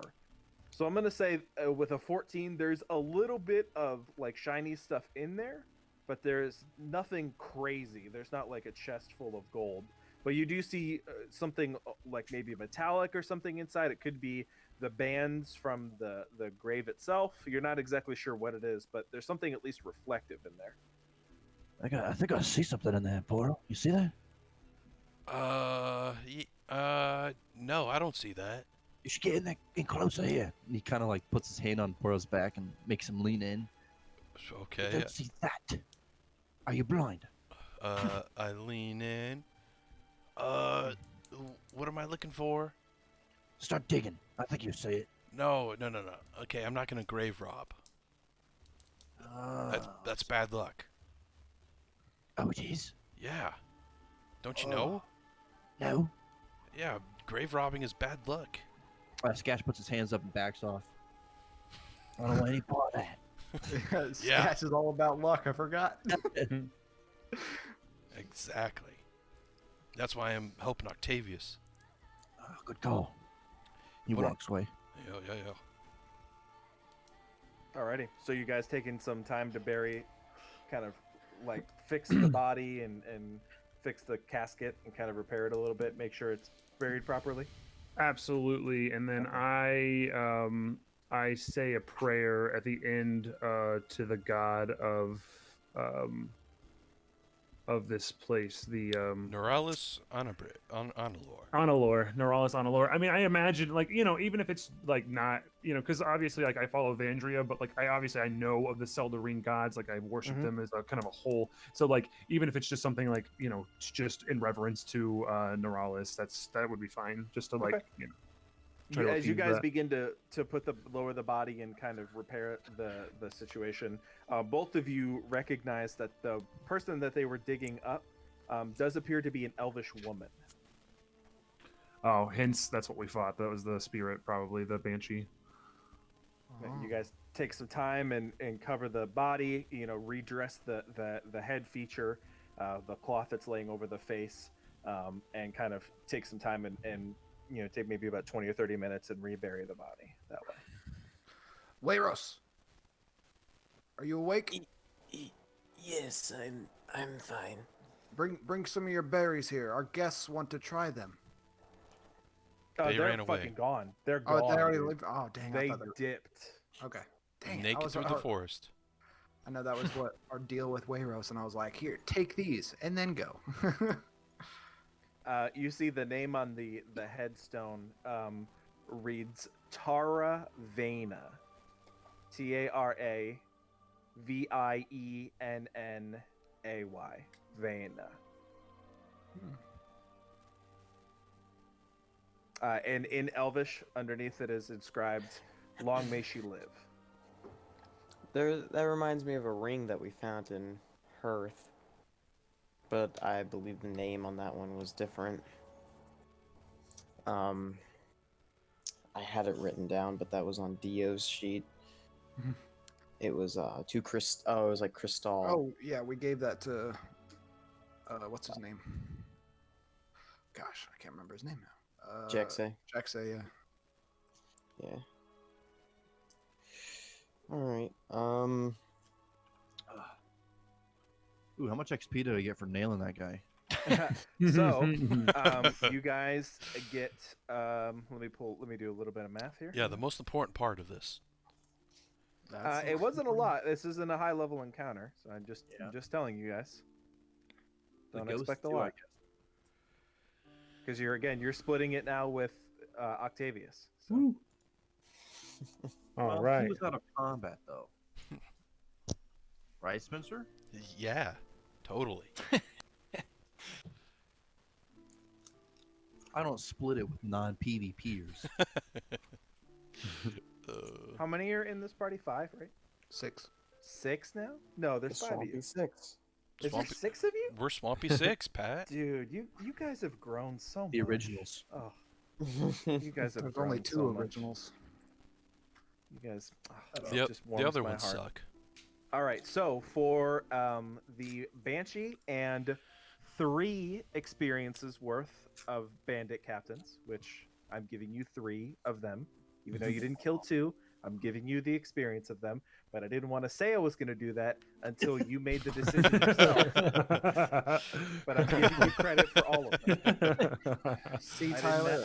I didn't want that to be an incentive for you to stop doing it. I wanted to do it on your own and then get the incentive after. So each of you get 420 experience. 420 blaze it. 420 blaze it. It's actually 417, but I'm just rounding to 420. It's fine. I gotta calculate. Calculate. I gave you experience for 3 bandit captains, so because that's what I made them bandit captains in terms of their stat blocks. Just 3,000 XP, boys. Yep. Gargle's even closer. He's an It's extra true. 1,000 ahead of you guys. Yeah. That's bullshit. About 400 XP away It's from quest. 6. Alrighty. Do any of you guys want to do anything? You've got a couple buildings here. Most of the buildings are like ruined and destroyed. There are a couple of open graves here, actually, as you guys are making your way through. You see that this is probably the graves that are dug are relatively fresh. So you can kind of deduce that this area has been prone to grave robbing for probably the past few months. People have been coming back here and doing this. It's really honestly out in the middle of nowhere. So it's a pretty good spot for those people who are looking for a quick buck to pull, out from graves. But obviously it has consequences because, you encountered a banshee. So yeah. There are a few buildings in here that you're more than welcome to explore. Or you guys can continue on your path. It's way up to you. I say we continue. I wanted to explore. I say we continue. Let's take a vote. Let's continue. I'm up for continuing. Yeah, I mean, I We're don't really. not gonna find anything in a place that was robbed a billion times. And Never if know. the stuff that's worth it would require us to rob the place. Yeah. Graveyards are not a place you want to rob. Bad luck. Scatch knows Unless- that. Bad luck. Yep. Superstitious. Also, I'd say for the sake of RP, Wayros is like kind of distracted in this area since all my abilities come from being able to hear the dead. So it's kind of like really loud in this area. What are they saying? Are you asking that? Like, No, I'm just kidding. I don't know that, so why would I ask that? yeah. But you can like tell he's visually kind of disoriented. I think it's just because he got his ass knocked out. So That too. all right, shall we continue on? Yes. Let's Let's get do out it. of this place. Yep. All right. I guess I'll just delete Storm Girdle off of the loot table for this area. That's fine. That's a vestige from Wildmount. Matt Mercer's one of Matt Mercer's vestiges. Okay, cool. So you guys are going to continue on. Thankfully, after you guys have taken some time and sort of reburied the body and allowed yourselves some time, a little bit of respite, the sun has begun to slowly emerge from the clouds, kind of breaking through the overcast that has taken over your adventure so far. And with that, seeing as you're able to kind of track with the sun a little easier and you're able to find your way now that you have maybe a new leadership in navigation. Yep. Go ahead and roll Wrecker or whoever wants to do it. Whoever has Wayros. survival, doesn't matter. Wayros, yeah. If you guys want to roll me a survival check, and whoever wants to help can help as long as you explain to me how you're going to help them. Is anyone helping? I'll help. I mean, I'll try. Okay. Alright. Just explain to me how you help, and if I'm it's good still a enough, I'll let- werewolf, so I'm sniffing around. Oh, okay. Yeah, that's great. Oh, Having yeah, go werewolf for it. senses and keen sense. That's great. I'll give you advantage for that, definitely. All right. Where's my D20? There it is. Thought it like fell into the corner. I couldn't see it. I did. Nice. Seriously, it fell into the back Nice, of the Levi. dice tower. Yeah. I couldn't see it, dude. All right, whatever. I'll just. This one is a 4 plus 5 With advantage? plus. Yeah. Oh wait, no. You rolled a 4 with I was advantage. thinking disadvantage. I was thinking disadvantage. Okay, I'm like Christ on a cross, mate. What are you doing? You mean on a crutch? Christ and a crutch. All right. Christ on a crutch. See Christ that? on a cracker. Oh yeah, this is 15 plus 8 plus. Okay. Three. Yep. So when you begin to kind of like almost absent-mindedly make your way north, or not north, I'm sorry, forward. You almost absent-mindedly make your way forward just as a way to kind of orient yourself. You're trying to kind of gauge your surroundings, and so you're kind of you walk forward until you're able to figure out where you are, and you walk maybe 200 yards forward, and you end up right here. You emerge onto the road, not too far away from the gate of Adamaldur. Are you guys on this page with me? Yeah. Yep. So you guys end up right about here. You emerge on the road and you see a couple of passing caravans go by and realize, well, holy shit, we are not anywhere where we're supposed to be. So knowing where Oakhurst is, you're able to reroute yourself and kind of make your way back up the correct way. Did we see but- Jonathan on the way? No, did not see Jonathan on the way. Oh, well, actually, roll perception check. He's always been following us. That is the first time you've ever asked. Roll perception. Who knows who he is till we I look don't know for who he him. is. I don't know who he is. Yeah, true. Wow, is Gargle and Wrecker the only two people that know who Jonathan is? Yep, Yep. That's a damn shame. it is. The only Do you want OGs. do you want to explain the lore of Jonathan to Austin? Yeah, Ben? what's up? You explain the Well, the He was a backstory there. guard. He was a guard that we had to get out of a certain area, Uh-huh. and the way we did this was through seduction. Oh, all right. Yeah, Who did the seducing? Wrecker. Smart Wrecker. Smart Wrecker did. And it happened in BWA, the first BWA, Yeah. WA1. and we were trying to get a dagger that Wrecker had sold for really cheap, even though it was worth a lot more. Mm. So we wanted to steal it back. Well, yeah, but It was worth like nothing. yeah. But we were trying to steal it back, and this guard was coming up, and that was Jonathan. So Wrecker became smart with how he does that, and then he seduced Jonathan, and they had a night of passion. Oh, very passionate. And So on their much- way out of Oakhurst, they discovered that Jonathan had presumably been fired from his position because he left his post and was begging for money on the streets as they left Oakhurst. He had fallen from grace. Yep. Poor At least he Jonathan. got some good dig. Well, It still makes me uncomfortable when you say that. I don't care how old you are. yeah, makes me uncomfortable. really, Levi. Can you Oh, not? okay, even yeah, though you're see. 18, can you not say that? Can't. Yeah, there's kids in here. I mean- Sketch is only like 4 years old. Okay. I can't remember who said it, but they were right. When the moment I turned 18, all sexual knowledge just teleported into my brain. I just realized, look at these little baby trees I put in here. I don't know why there are little baby trees in there. That's so cute. Okay. So as you guys course correct and you start making your way up in this direction here towards the area that you need to go, by the time you make it, let's say about 2-3 hours further north towards that direction, you guys are pretty close to sunset.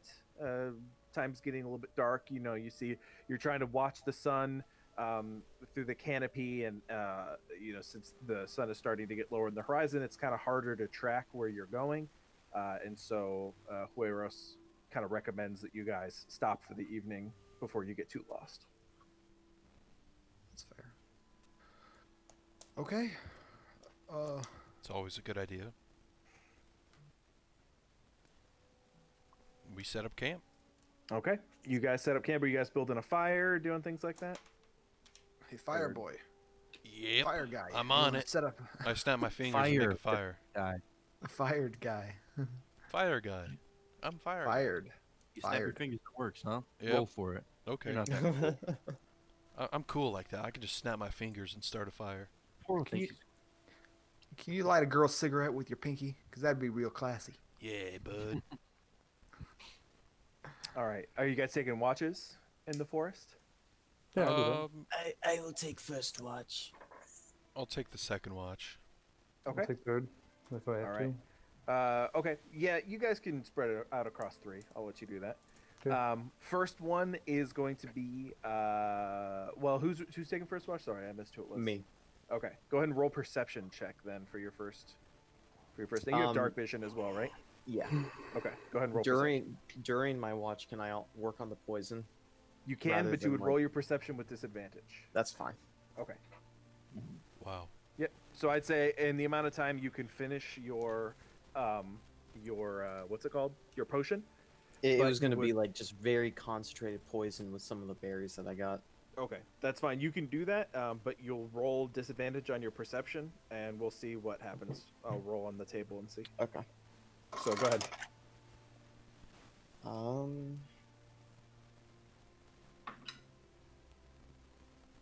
First one's a 14.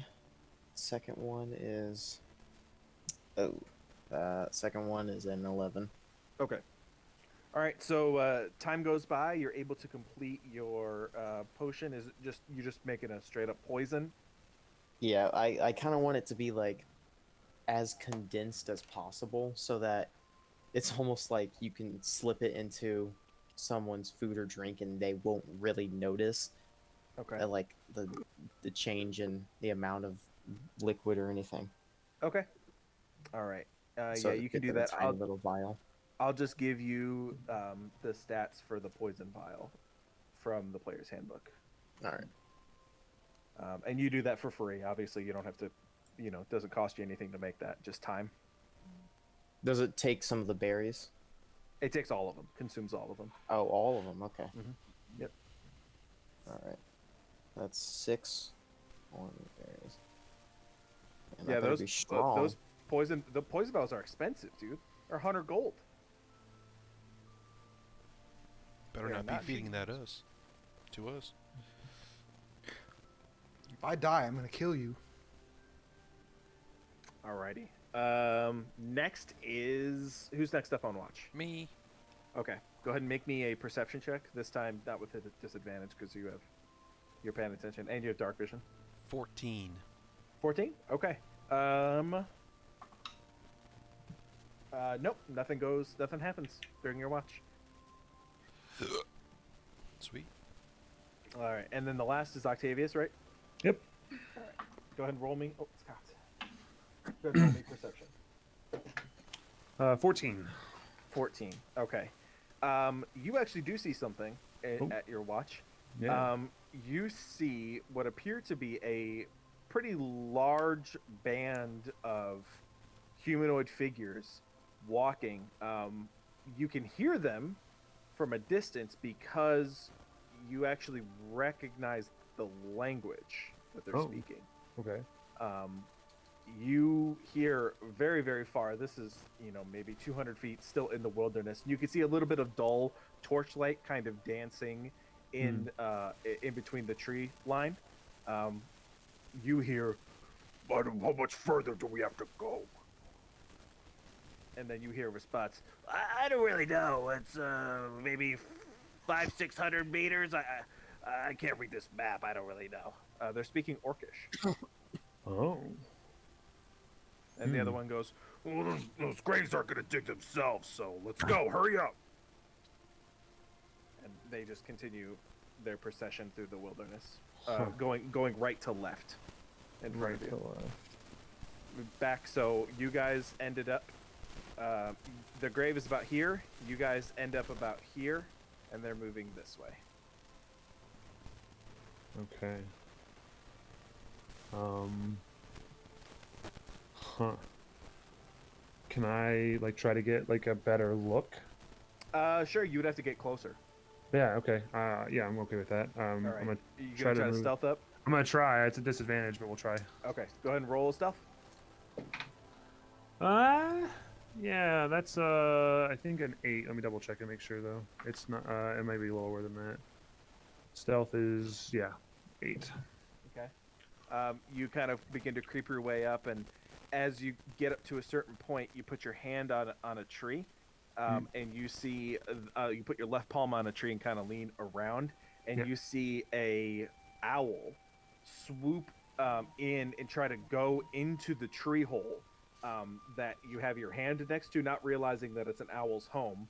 And the owl swoops in, notices you, and goes like, it flaps its wings out really rapidly, like being startled by something.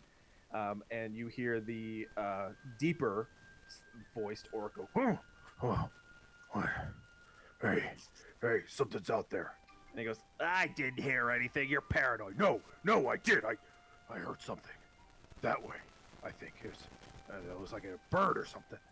And the other guy, they just start like arguing, like, "You're fucking no, shut up, let's go. We don't have all night. We gotta. No, I'm serious. I heard something." They're kind of like arguing back and forth. Do There I appears to be 2 orcs, both Okay. carrying torches. like recognize anything about them in any way? Like, Roll me. Well, this would be another perception check to try to recognize something. okay, okay, sure. It's a 14. 14. Yeah. Yeah. So they're pretty well equipped for orcish people. You see the larger one now getting a better perspective. The one is a lot taller than the other one is. The other one's like, you know, the really really scrawny orc from Lord of the Rings when Merry and Pippin are trying to get away from being eaten by him. You know, like one of them's like that pipsqueak size. Okay. And then the other one is pretty hardy. They both are wearing, the larger one is wearing what appears to be scale mail or some sort of like metal armor to him. He's got a large hand axe slung on a sling to one of his sides. And he has long dark hair that's pulled back into a really messy ponytail with obviously the tusks coming out. The smaller one has like really pointy ears, really tiny, skinny as a bone. Has leather straps and things across them. But the one thing that you do recognize is both of them have something that's painted on their chest. It looks like something was painted there in like war paint or something like that. Okay. Like a sigil of some kind. Okay. Do I recognize that sigil at all? Roll. Oh boy. Go ahead and roll a history check. Okay. All right, that's going to be history. Natural 1. So yeah, you can see what it is from Yeah. here. It appears to be a deer skull facing like like if you were to look at a deer like square on, you know, like facing that way. But it's got the horns that are coming out of it, or the antlers that are coming out of it rather, are wildly intricate. You know, they're just like scattered in all kinds of directions, and then behind it are like a crossed bones kind of thing. Okay. And you can see like little bits of detail. Looks like there are things hanging off of the antlers, but you can't make it out. You're still like 80 feet away from them, and what little torchlight they're giving you, you can kind of make out a few details, but yeah, that's about it. Octavius is going to try to commit that to memory in some way. Okay, sure. Just because you, okay. And then other than that, I don't think that he feels too passionately about like trying to approach these guys solo. I think he was just kind of wanting to see. He doesn't seem to be like an immediate threat or anything. So okay, yeah. And after they get done arguing, he's like, "Oh, just forget it. It's fine. Let's just go. We've got a job to do. He's not going to be happy if we don't come back empty-handed, or if we come back empty-handed. Sorry." Okay. And so he turns around, and you can actually see where he was positioned. He actually has a shovel in his hand. As he turns around, it's in his other hand, and as he walks away from you, he kind of like slings it over his shoulder and continues to walk. Okay. Yeah. Octavius will go back and just finish out his watch, and he'll try to maybe bring that up in the morning. Okay. All right. Yeah, but other than that, your night goes by without incident. All of you awake, a little sore for the most part, you know, from combat, and a couple of you more than others being knocked out. But you wake up pretty happy. You have survived another night. Okay. Easy game. You guys are all awake. What do y'all want to do? Or any RP or anything you guys want to do now?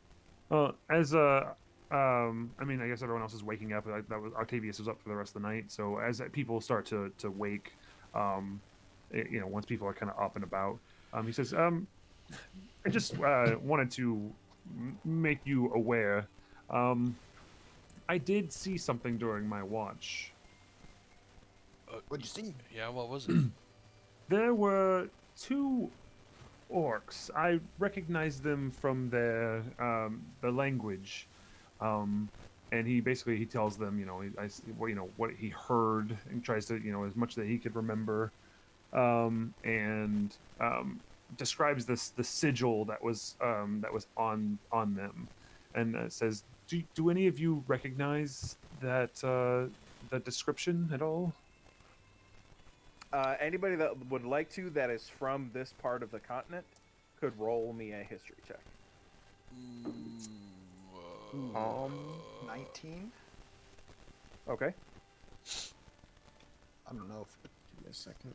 this counts. It's kind of the northeast, I guess. What Or the check north- was it?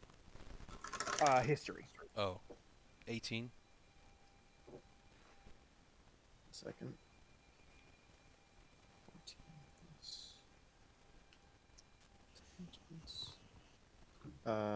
16. Okay. Yep. Wrecker. Hmm? Did you want to roll? For what again? I'm sorry. History for what that sigil was that he saw. Did you even know what sigil we're talking about? Were you paying attention? Yeah, with the people in the woods. They weren't people. They were orcs. Well, yes. Oh, People. Wow, excuse me. that's We're racist. people. Orcs We're are people. people, Pat. Oh Wow. my No, god. they aren't. No, they aren't. They're specifically not. Actually, Wow, Spencer. Pat. You It's dickweed. time. I think it's time you go to bed, Grandma. Wow. That's pretty Racist. racist, actually. Okay. So all of you that are familiar with this continent that I guess rolled above a 15. None of you rolled a 20, right? I rolled a 19. 19. Okay. Not quite. Okay. That's fine. You guys would know. Let me actually. I wonder. Is there an orc translator? There is. That would be cool if there was. Is there? online. Oh, yeah. shit, dude, there is. That's fucking awesome. I'm gonna actually put this into the orc translator and see if it'll translate it, because that would be badass.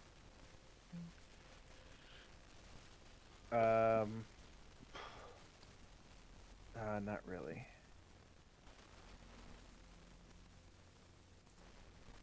Oh, let's try this.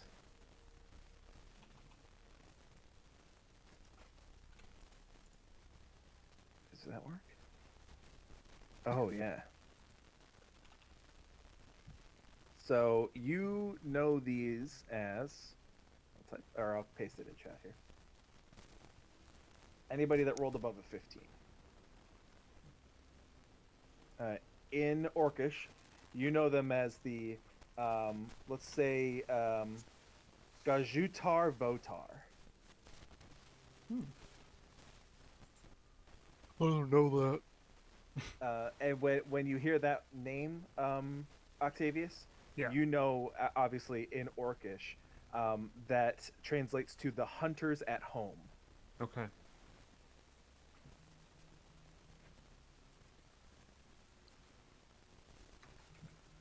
What was the translation again? It's in chat there.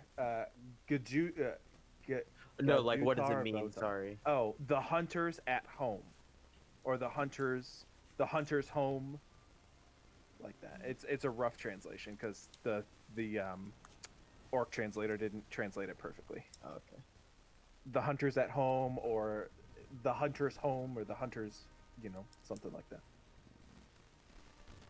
Okay.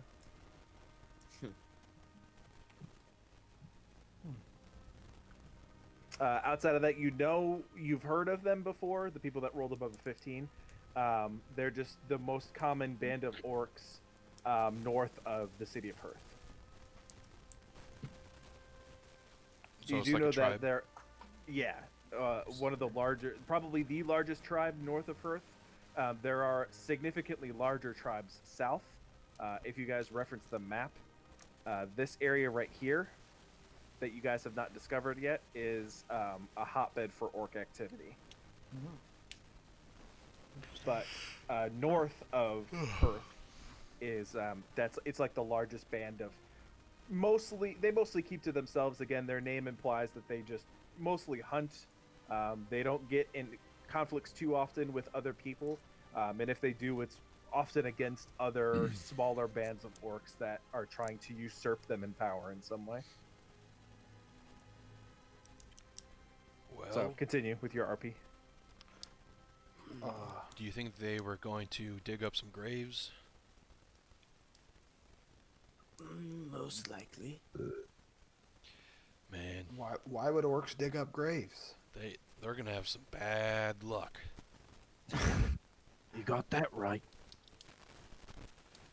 Well, I mean, not really much else we can do unless you want to go back and fight them, I guess. How many did you see or hear? Was it a lot? Was it too many? Austin? I'm sorry, what's that? How many did you hear or see? Was it a There- lot? There were two of them, and a taller one and a slightly more short-statured one. They appeared to be carrying a shovel towards, They he going back points to in the the, grave? the direction. Yes, it did appear to be so. Like southwest. What do you want to do, Mister? Grave defender. I'm unsure. In the moment earlier, I defended the grave because it was actively happening. I cannot waste all of my time as a defender of this graveyard. Well, I mean, You want to let him rob it? they're gonna Not if they do rob it, they're gonna have bad luck anyways, and a banshee's probably gonna kill him. So I They mean, look tough. we could probably just move on. I would say average. I mean, they are orcs after all. We are superior physical specimen. I guess one could say you are the master race. Whoa. Whoa. I said I mean, one would say. I wouldn't. I wouldn't. one would. I wouldn't necessarily call myself a green supremacist, but I'm not saying that. If you ask me, I think that most green species are better than these. Things, and I gesture over to the dwarf. You looking at me? Yes. Now He's come over here. Oh, now he's I also swear, pointing at you. lizard-tailed man. I'll smack you upside the face, boy. You can't even reach my torso. I'll cut off your torso. No, this just sounds like a middle school argument. Yeah. No, off the I'm mom's gonna slap torso. you. No, I'm talking to a lizard. What else am I supposed to say? I feel like we should just move on. I agree. Fine. We got a journey. We got a task to do. Let's That's true. get to it. We have a task and we should stay on it. Yeah, we keep getting Yeah. distracted by Go. By you. things. Okay, It's that's me. By you. It's you. it's always And that's you. why we need eggs to lead us. What? At least through the forest. Yeah, I agree. Oh, yeah. Yes. All right. Continue on. Okay. Eggs, go ahead and roll me a survival check, and if anybody wants to help him again, I'll give you advantage. You're really gonna want to give me that nope. advantage. All right. You're rolling on your own unless somebody can help him. I mean, I'll help out in whatever way. I mean, the the Knights of the Vandrian Order, were probably trained in some sort of survival in some way, so he's kind of just given like a second set of eyes.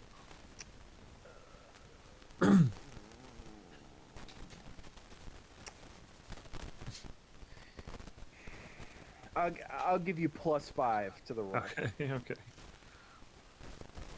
Oh, you sure? You sure? That I was mean- pretty unconvincing. Oh, okay, all right. So I mean, like, he does, he like gets down, he's like looking some through the shit. foliage, he's like getting down and like really sifting through, looking for signs of directions and things, and ear to the ground kind of deal. Can I say? Orc, what are you doing? Just look out to make sure there's no danger around so I can focus more on navigation. Of course. And so he like stands up, he gets his ear off the ground, and then just starts to sweep out and just, make sure that nothing is like I'll give it to you this one time. That's really good because I rolled a natural one. Oh, and that's an 18 plus 8, so Okay. 20. Yes, you guys take the good part of the morning and you make your way up. You guys ended right about here-ish, because you stopped right about here. You basically went like this. You went like this, and then here, and then like that, and then you ended up there. And then Hueros did that. which cut down on some time. Now you guys begin to make your way. Soul March is like more over here. Really, it's like north of Oakhurst, so you're really gonna go like this way. Gotcha. And you're going to reach eventually as you come out of the woods. You know, like what is that? Hang on. I'm gonna Google something, and I'm gonna hope that I can find the scene.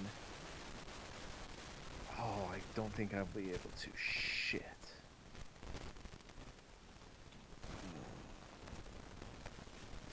I want to see if I can find that scene. What scene? Well, let me see if I can find it first. I don't think I'm able to. You got, you know, in here. Yeah. Google's never let me down. So basically, you guys emerge from the forest, and it looks very similar to this, where there's just a wall of trees and then nothing. Fields. Yeah, just like a barren wasteland. Like it's almost like a perfect like wall of tree line that curves all the way through, and then eventually you take one step and you're just in like an open field. You could see this coming from a mile away, but on closer inspection, you see the further north you look, you see really like almost a barren wasteland. There's a handful of trees and various things scattered about, almost like dust devils that kind of spin up. Go ahead, anybody that wants to, that's been on this continent for a decent amount of time, can roll me a history check. And I will give advantage to Octavius. Okay. 16. Okay, 14, 15. Makes me wish for a nuclear winter. That should be 19. 19. Okay. Wrecker? I said 6. 6. Okay. Where is that in here? Yours. Sorry. 18. Okay, perfect. So most of you outside of Wrecker, which is to be expected, know what this area is. This is known colloquially. It's not actually a plane of existence, but it is Actually. just. Uh-oh. You're gonna piss him off. Never mind. just I'm just doing some world building. Just sitting here. And I'm listening. Go on. Doing my world building. Ignore you the gotta, idiot. You gotta open your mouth and say things to me and hurt my feelings. I'm listening. Just trying to provide a cool and interesting space for you to play in. You gotta open your mouth. You done? You okay? You keep talking? Okay. I got my notebook open. Are you going to start talking? Oh my god. Listen, I've about had enough attitude. I've had it. Anyway, you guys are basically hit what is known to the common folk as the Plane of Ash. It's not an actual plane of existence, just more of a barren wasteland.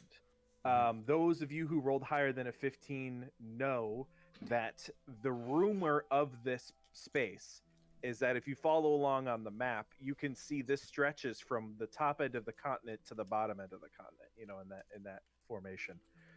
The rumor, of course, the historical kind of tall tale, is that an ancient red dragon came through this area and with one sweep of its fire breath laid waste to this portion of the continent. He fucked shit.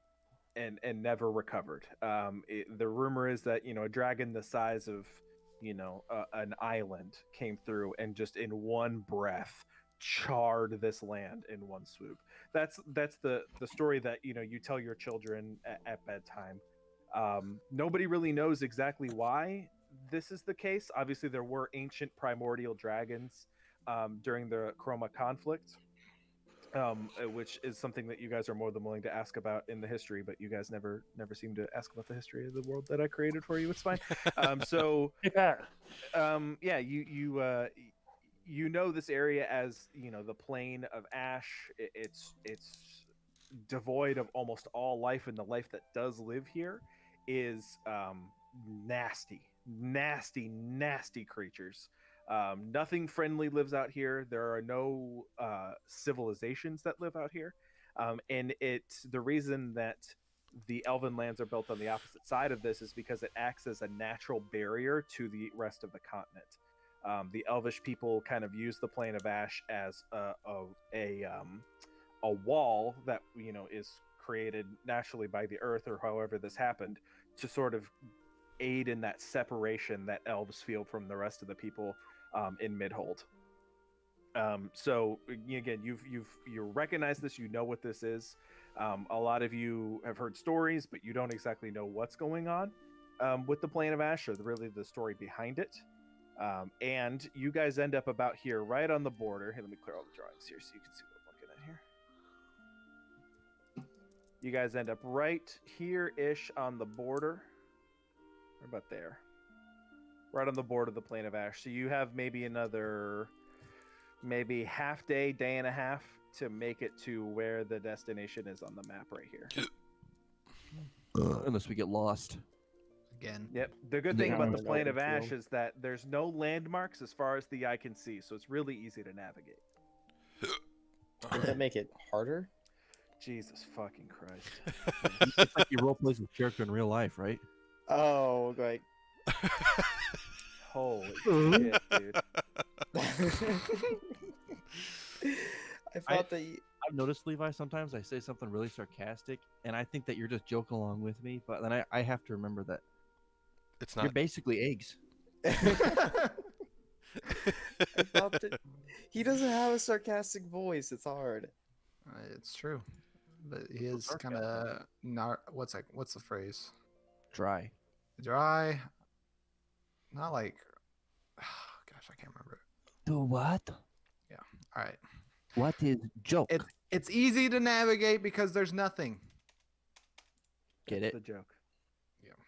I'm trying to help him out. I got the joke as soon as he said. Further, like very long off in the distance, you notice that there are. Did you delete mine and just post yours? Somebody else Okay. deleted it. Okay. Weird ego trip, but fine. That's okay. You notice off in the distance there is a dark, from this distance, looks like a black line that stretches across almost the entirety as far as your eye can see. And of course, Octavius, you recognize that as the Wall of Malara. That's the wall that actively separates the Plain of Ash from the rest of the continent. Where are we? It looks like we're in the Plain of Ash, bud. Never been this far north. I don't think I have either. And as the wind kicks up, you can kind of, almost smell the scent in the air where you were walking through, a nice forest. You could, smell the moss and the green and just the general idea of fresh air. This area smells of like sulfur and just like dark ash and a sand. It's not a pleasant area. Somebody making soup? You know what this place reminds me of? What? The Chroma conflict. Let me tell you. Dude, Dear I God. literally in physical person, if I had my webcam on, I literally put my hands together and started rubbing them together. I'm like, fucking ring. I got so much shit, and nobody talks about all the shit that I've written in this campaign. I've got pages and pages of things written that nobody ever bothers with. Listen, I mean, Octavius is a learned man. I mean, he would know some stuff. If you want to start trickling it out through Octavius, of course. Well, I don't want to bore anybody, but here I just for reference, I'll go through. Let me actually do this really quick. Welcome back, Ben. Hey. You missed something real good with Levi. What? You see that pinhead emote? That pinhead emote? Yeah.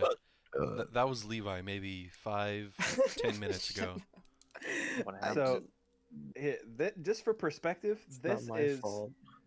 this is the zoomed out notes of just the dungeon crawl Oh fuck. you guys did at BWA. Just the dungeon crawl, not the rest of the story that I had written. That's just your encounters and the situations that you were in. For My the, goodness. Goodness gracious. Oh, my stomach. I gotta pee. What's that underline stuff? what underlined stuff? The black underline on the. Oh, like in the actual text? Yeah. It's just stuff. It's for my own mental note to like remind myself of something important.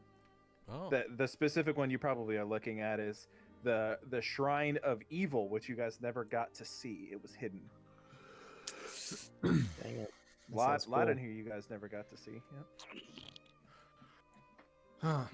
But anyway, We'll get to it if you someday. guys want to talk about the Chroma conflict, of course I can tell you about it. But if Maybe you guys later. you do play your characters. I'm not. Well- I'm just here.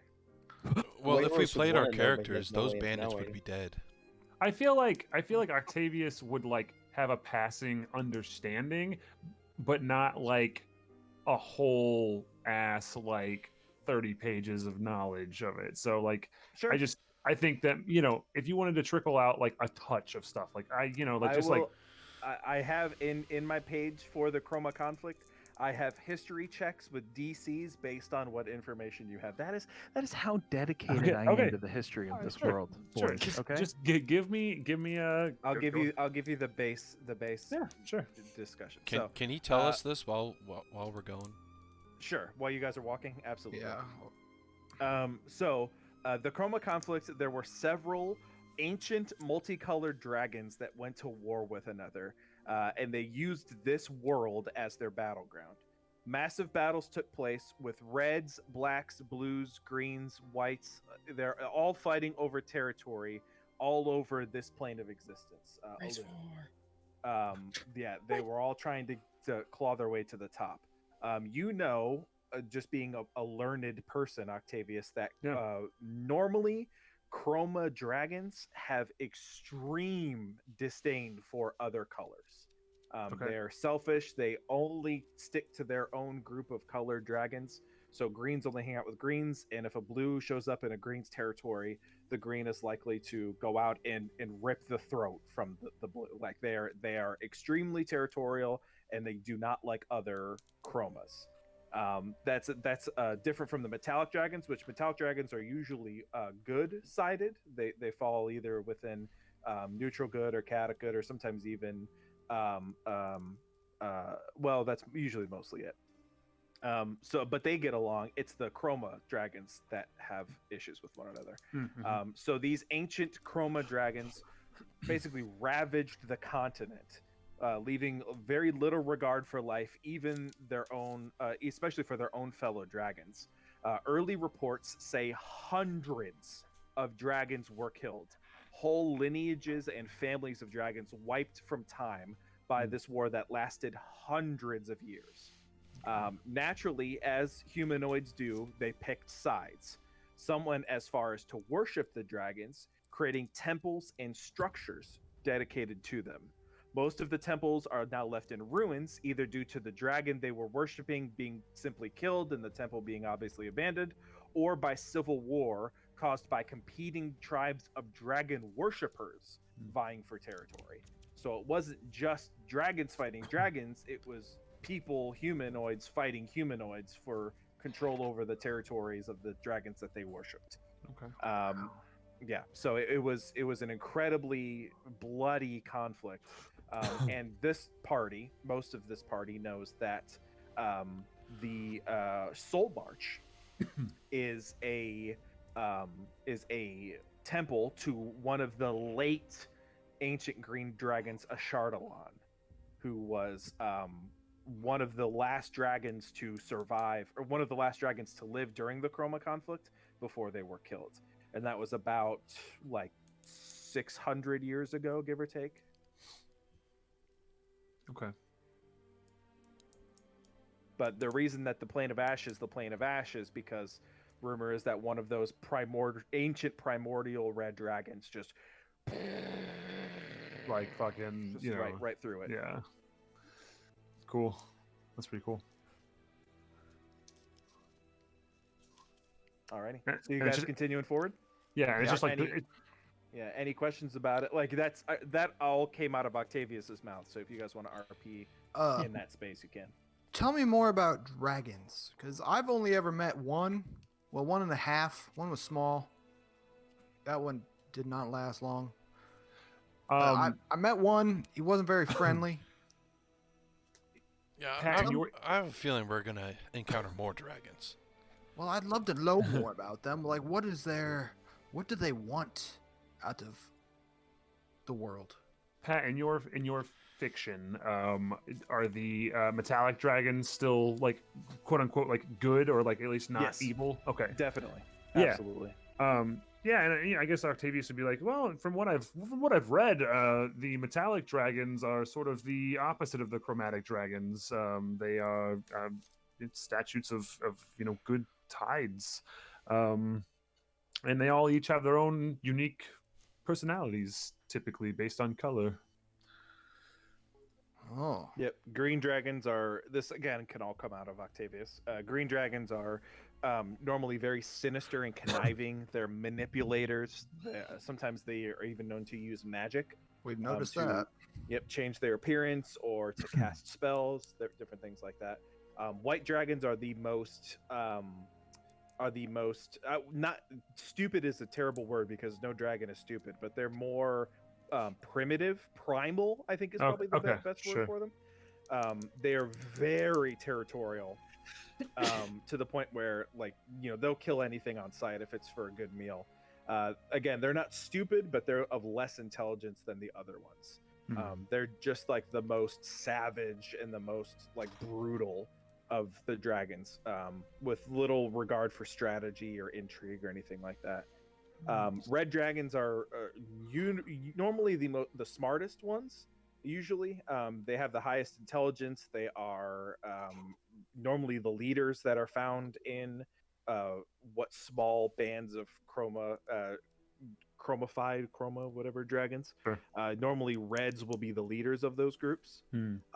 Blues are usually the ones that can change sides the most. They're the most flip-floppy.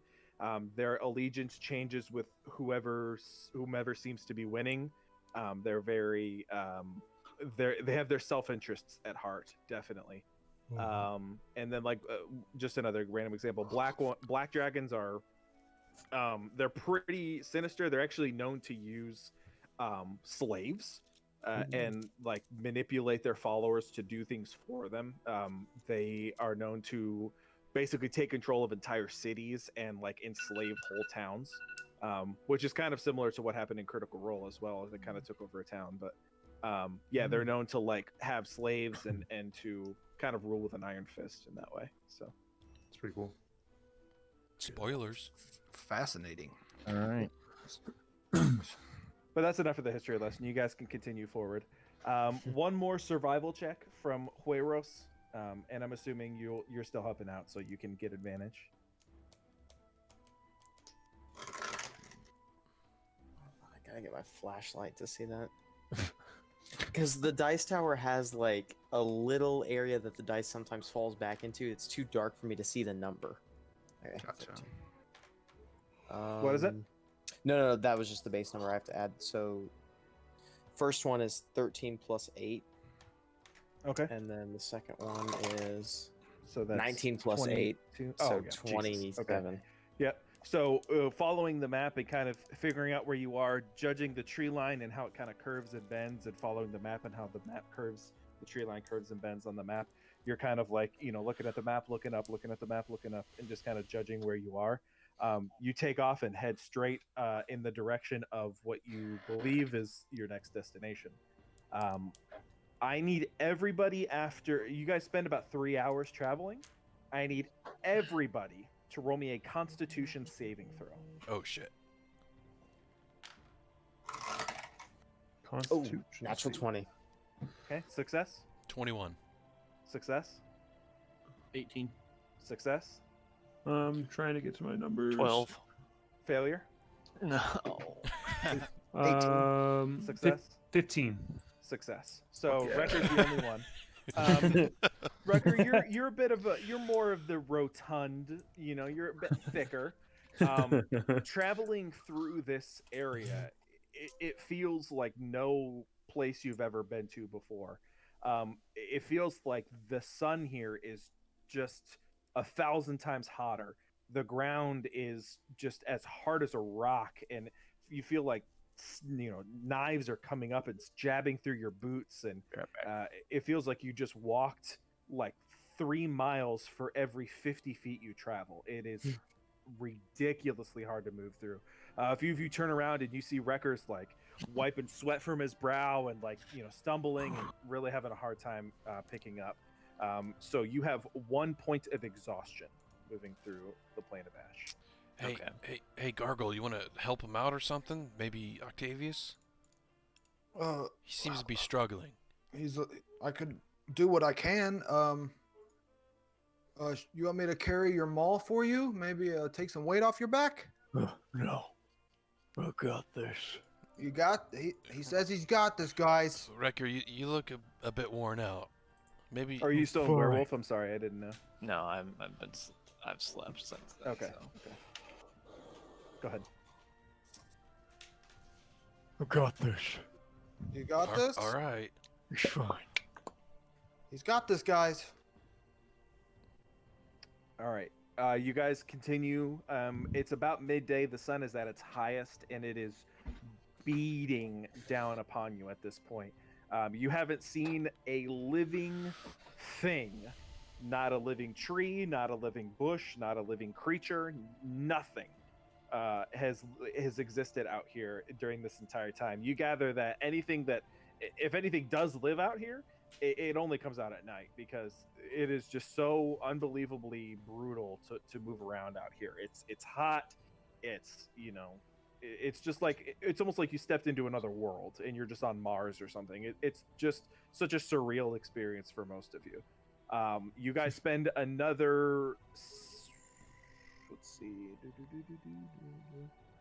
you guys spend another about 2 hours walking through this area. I need you all to make me one more Constitution saving throw. Oh my goodness. Oh, natural 20. Success. Fuck. 1. Natural 1. 22. Success. 13. 20, Fail. 21. Oh no. Success. Sketch. He said he would be right back. Yeah, he said he'd be right back. Okay. Did I get his roll from the first one? Yeah, it was Okay. Like 20. 17 or something. Or yeah, Okay. it was like, yeah. All right. He passed. So for Wrecker, you have now moved up to 2 points of exhaustion. And on your first failure, whoever that was, I can't remember, somebody else failed. I think it was Me. Hueros, or no? Okay, Octavius. Octavius. Yeah. You gain 1 point of exhaustion. Okay. The good news is, as you guys are making your way through, now Wrecker is really struggling. He's basically just dragging his maul behind him through the dirt as you walk. He's really having a hard time getting through this. But there's some good news, maybe. Off in the distance, through the heat waves radiating off the surface of this area, almost as if it's unnaturally enhanced by the terrain here, you see green in the distance, probably maybe another mile in front of you. And as you turn around and look behind you, you can't even see the tree line. You look forward and you can see the wall of Malara, and just Eliahana, in general, is taller than it was when you first left. So you're at least making progress. But even before the wall, you see what appears to be green, like vibrant, beautiful, luscious green. And how far away was the green? Maybe a little over a mile. We gotta go there. We do, but we still have to take it might slow. be a mirage. A mirage? Screw A it. mirage. Wrecker, we still have to take things slow, okay? If we just You run. gotta go there though. Yeah, we're heading towards it. Just can't rush. But I'm dying here. Ew, we're all dying. It's hot. Well, You're not dying as much as me. My balls are sticking to my leg. I know it's hot. If you just had cold blood such as me, you wouldn't have this issue. Your blood's cold? My body does not heat up. My blood as yours does. My blood's heats? Oh, okay. Before It's no use describing it. before the heat fries Gargle's brain, let's move on. Wayros. Very well. All right, Tyler, you back? Oh, Oh, it is. okay. So you guys He finished just your. came back. Oh, Tyler, you back? Yeah. I need you to make me one more Constitution saving throw. We're walking through this just like basically desert. Over 20. Okay, you succeed. You missed. Octavius has 1 level of exhaustion from walking through, and Wrecker now has 2. He failed 2 Constitution saves. Of course. It's so hot. Yeah, like I was describing, this is almost like walking on the surface of Mars. Like if Mars was like as close to the sun as Mercury is. It's rocky, it's sandy, it's the wind kicks up and just blows sharp sand into your eyes. It's almost like a desert, except you can see like dead trees and things through here. Like the earth itself has been sapped of all life. It's incredibly strange and maybe even a little bit disturbing.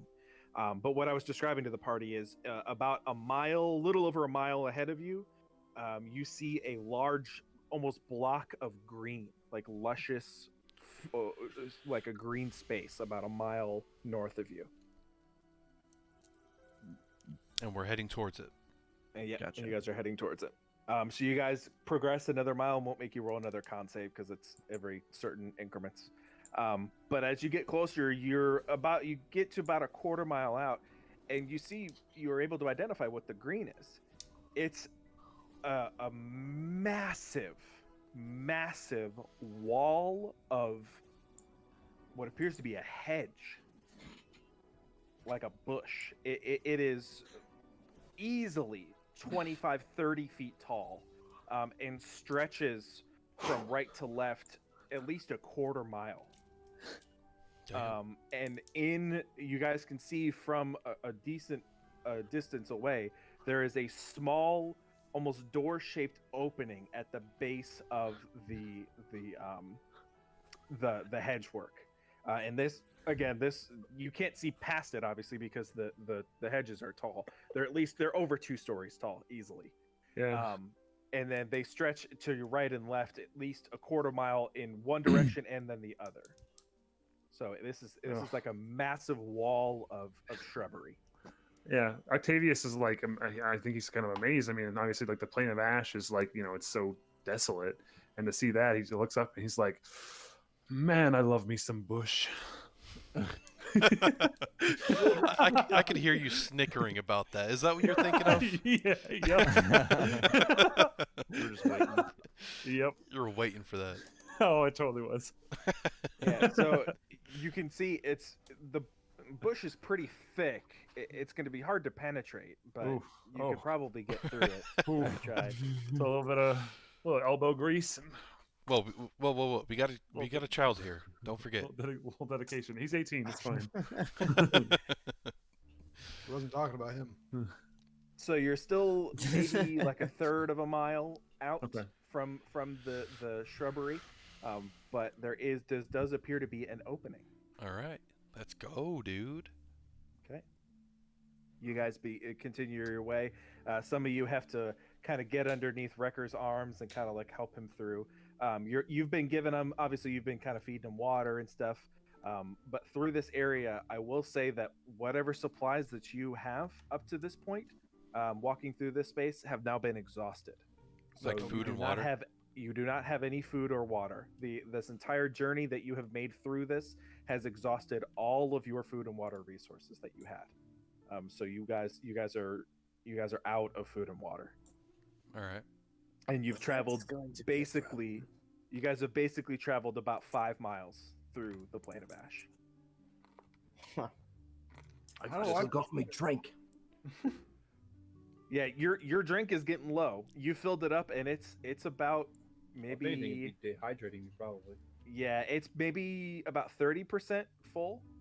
You've been Okay. slamming it. But yeah, you get up to the entrance, and it is a very, very quaint entrance. You see there are some small banners that are running through the this little, I don't know how to. It's like you know, an archway. I'm trying to here. I'll draw it on. I'll bring you guys over to a blank page, and I'll just like draw it out for you. Sweet. So if you're looking at the wall from the front, right, you've got, this is the bush, like this, right? So that's it. There's a door, maybe about. Oh, you gonna let me scroll down? I hate this fucking thing so much. Alright, whatever, I'll just go like that. So there's a door about like that. I can't see it. Oh, there it is. All the way at the bottom. It's human sized. So like for reference, you know, you're like this. So it's actually probably like that. In that leads further into this shrubbery, and you can see there as you look in, the walls on the right and left are also shrubs. And there are banners that are kind of hanging across this just decoratively. The door itself, it's not. I should say it's not a door. It's just an opening. It's just kind of like a clear, like circular, like this shaped in the opening. And then as you look in, there are green on this side and green on this side as you go in. And then on the front right here, there is a small mailbox. Can I look inside of it? Yeah, you open it up, and there is a letter inside. All right. Hey, that's not for you. I read the letter. Okay. You read the letter. Hang on, let me pull up my fang here. Where is Yeah, dang. Yep, my fang. You see the flag is sticking up, as if this note was put here and is supposed to be sent out. But ironically, as you look around you, you're in a fucking wasteland. So like the fact that someone put a note in here and like flipped the flag up for like a delivery is insane to They you. knew we were coming. Yeah, it's insane to you. No one is coming out here to collect mail. This is fucking crazy. And inside, it says, fucking pull my thing up. I'll read it in her voice. Dear Eviel, I had hoped your curse had gone by now. These creatures have told me that the rot would disappear, that you would be safe in my arms once again. But I must keep working. I must do so diligently in order to save you. I will use my knowledge and my expertise to aid them in whatever business they have, but when I am done, I will embrace you. Screw what the doctors say, forget what the experts have told me. I will wrap my arms around you, rot or not. Oh. I love you, my love. Forever yours, Lady Pate. And that is where we will end the session. I'm gonna die. Painted lady. Lady Pate. I'll type it. Oh. Place to paint. Pate. Interesting. And the thing that she mentioned was it's capitalized like that.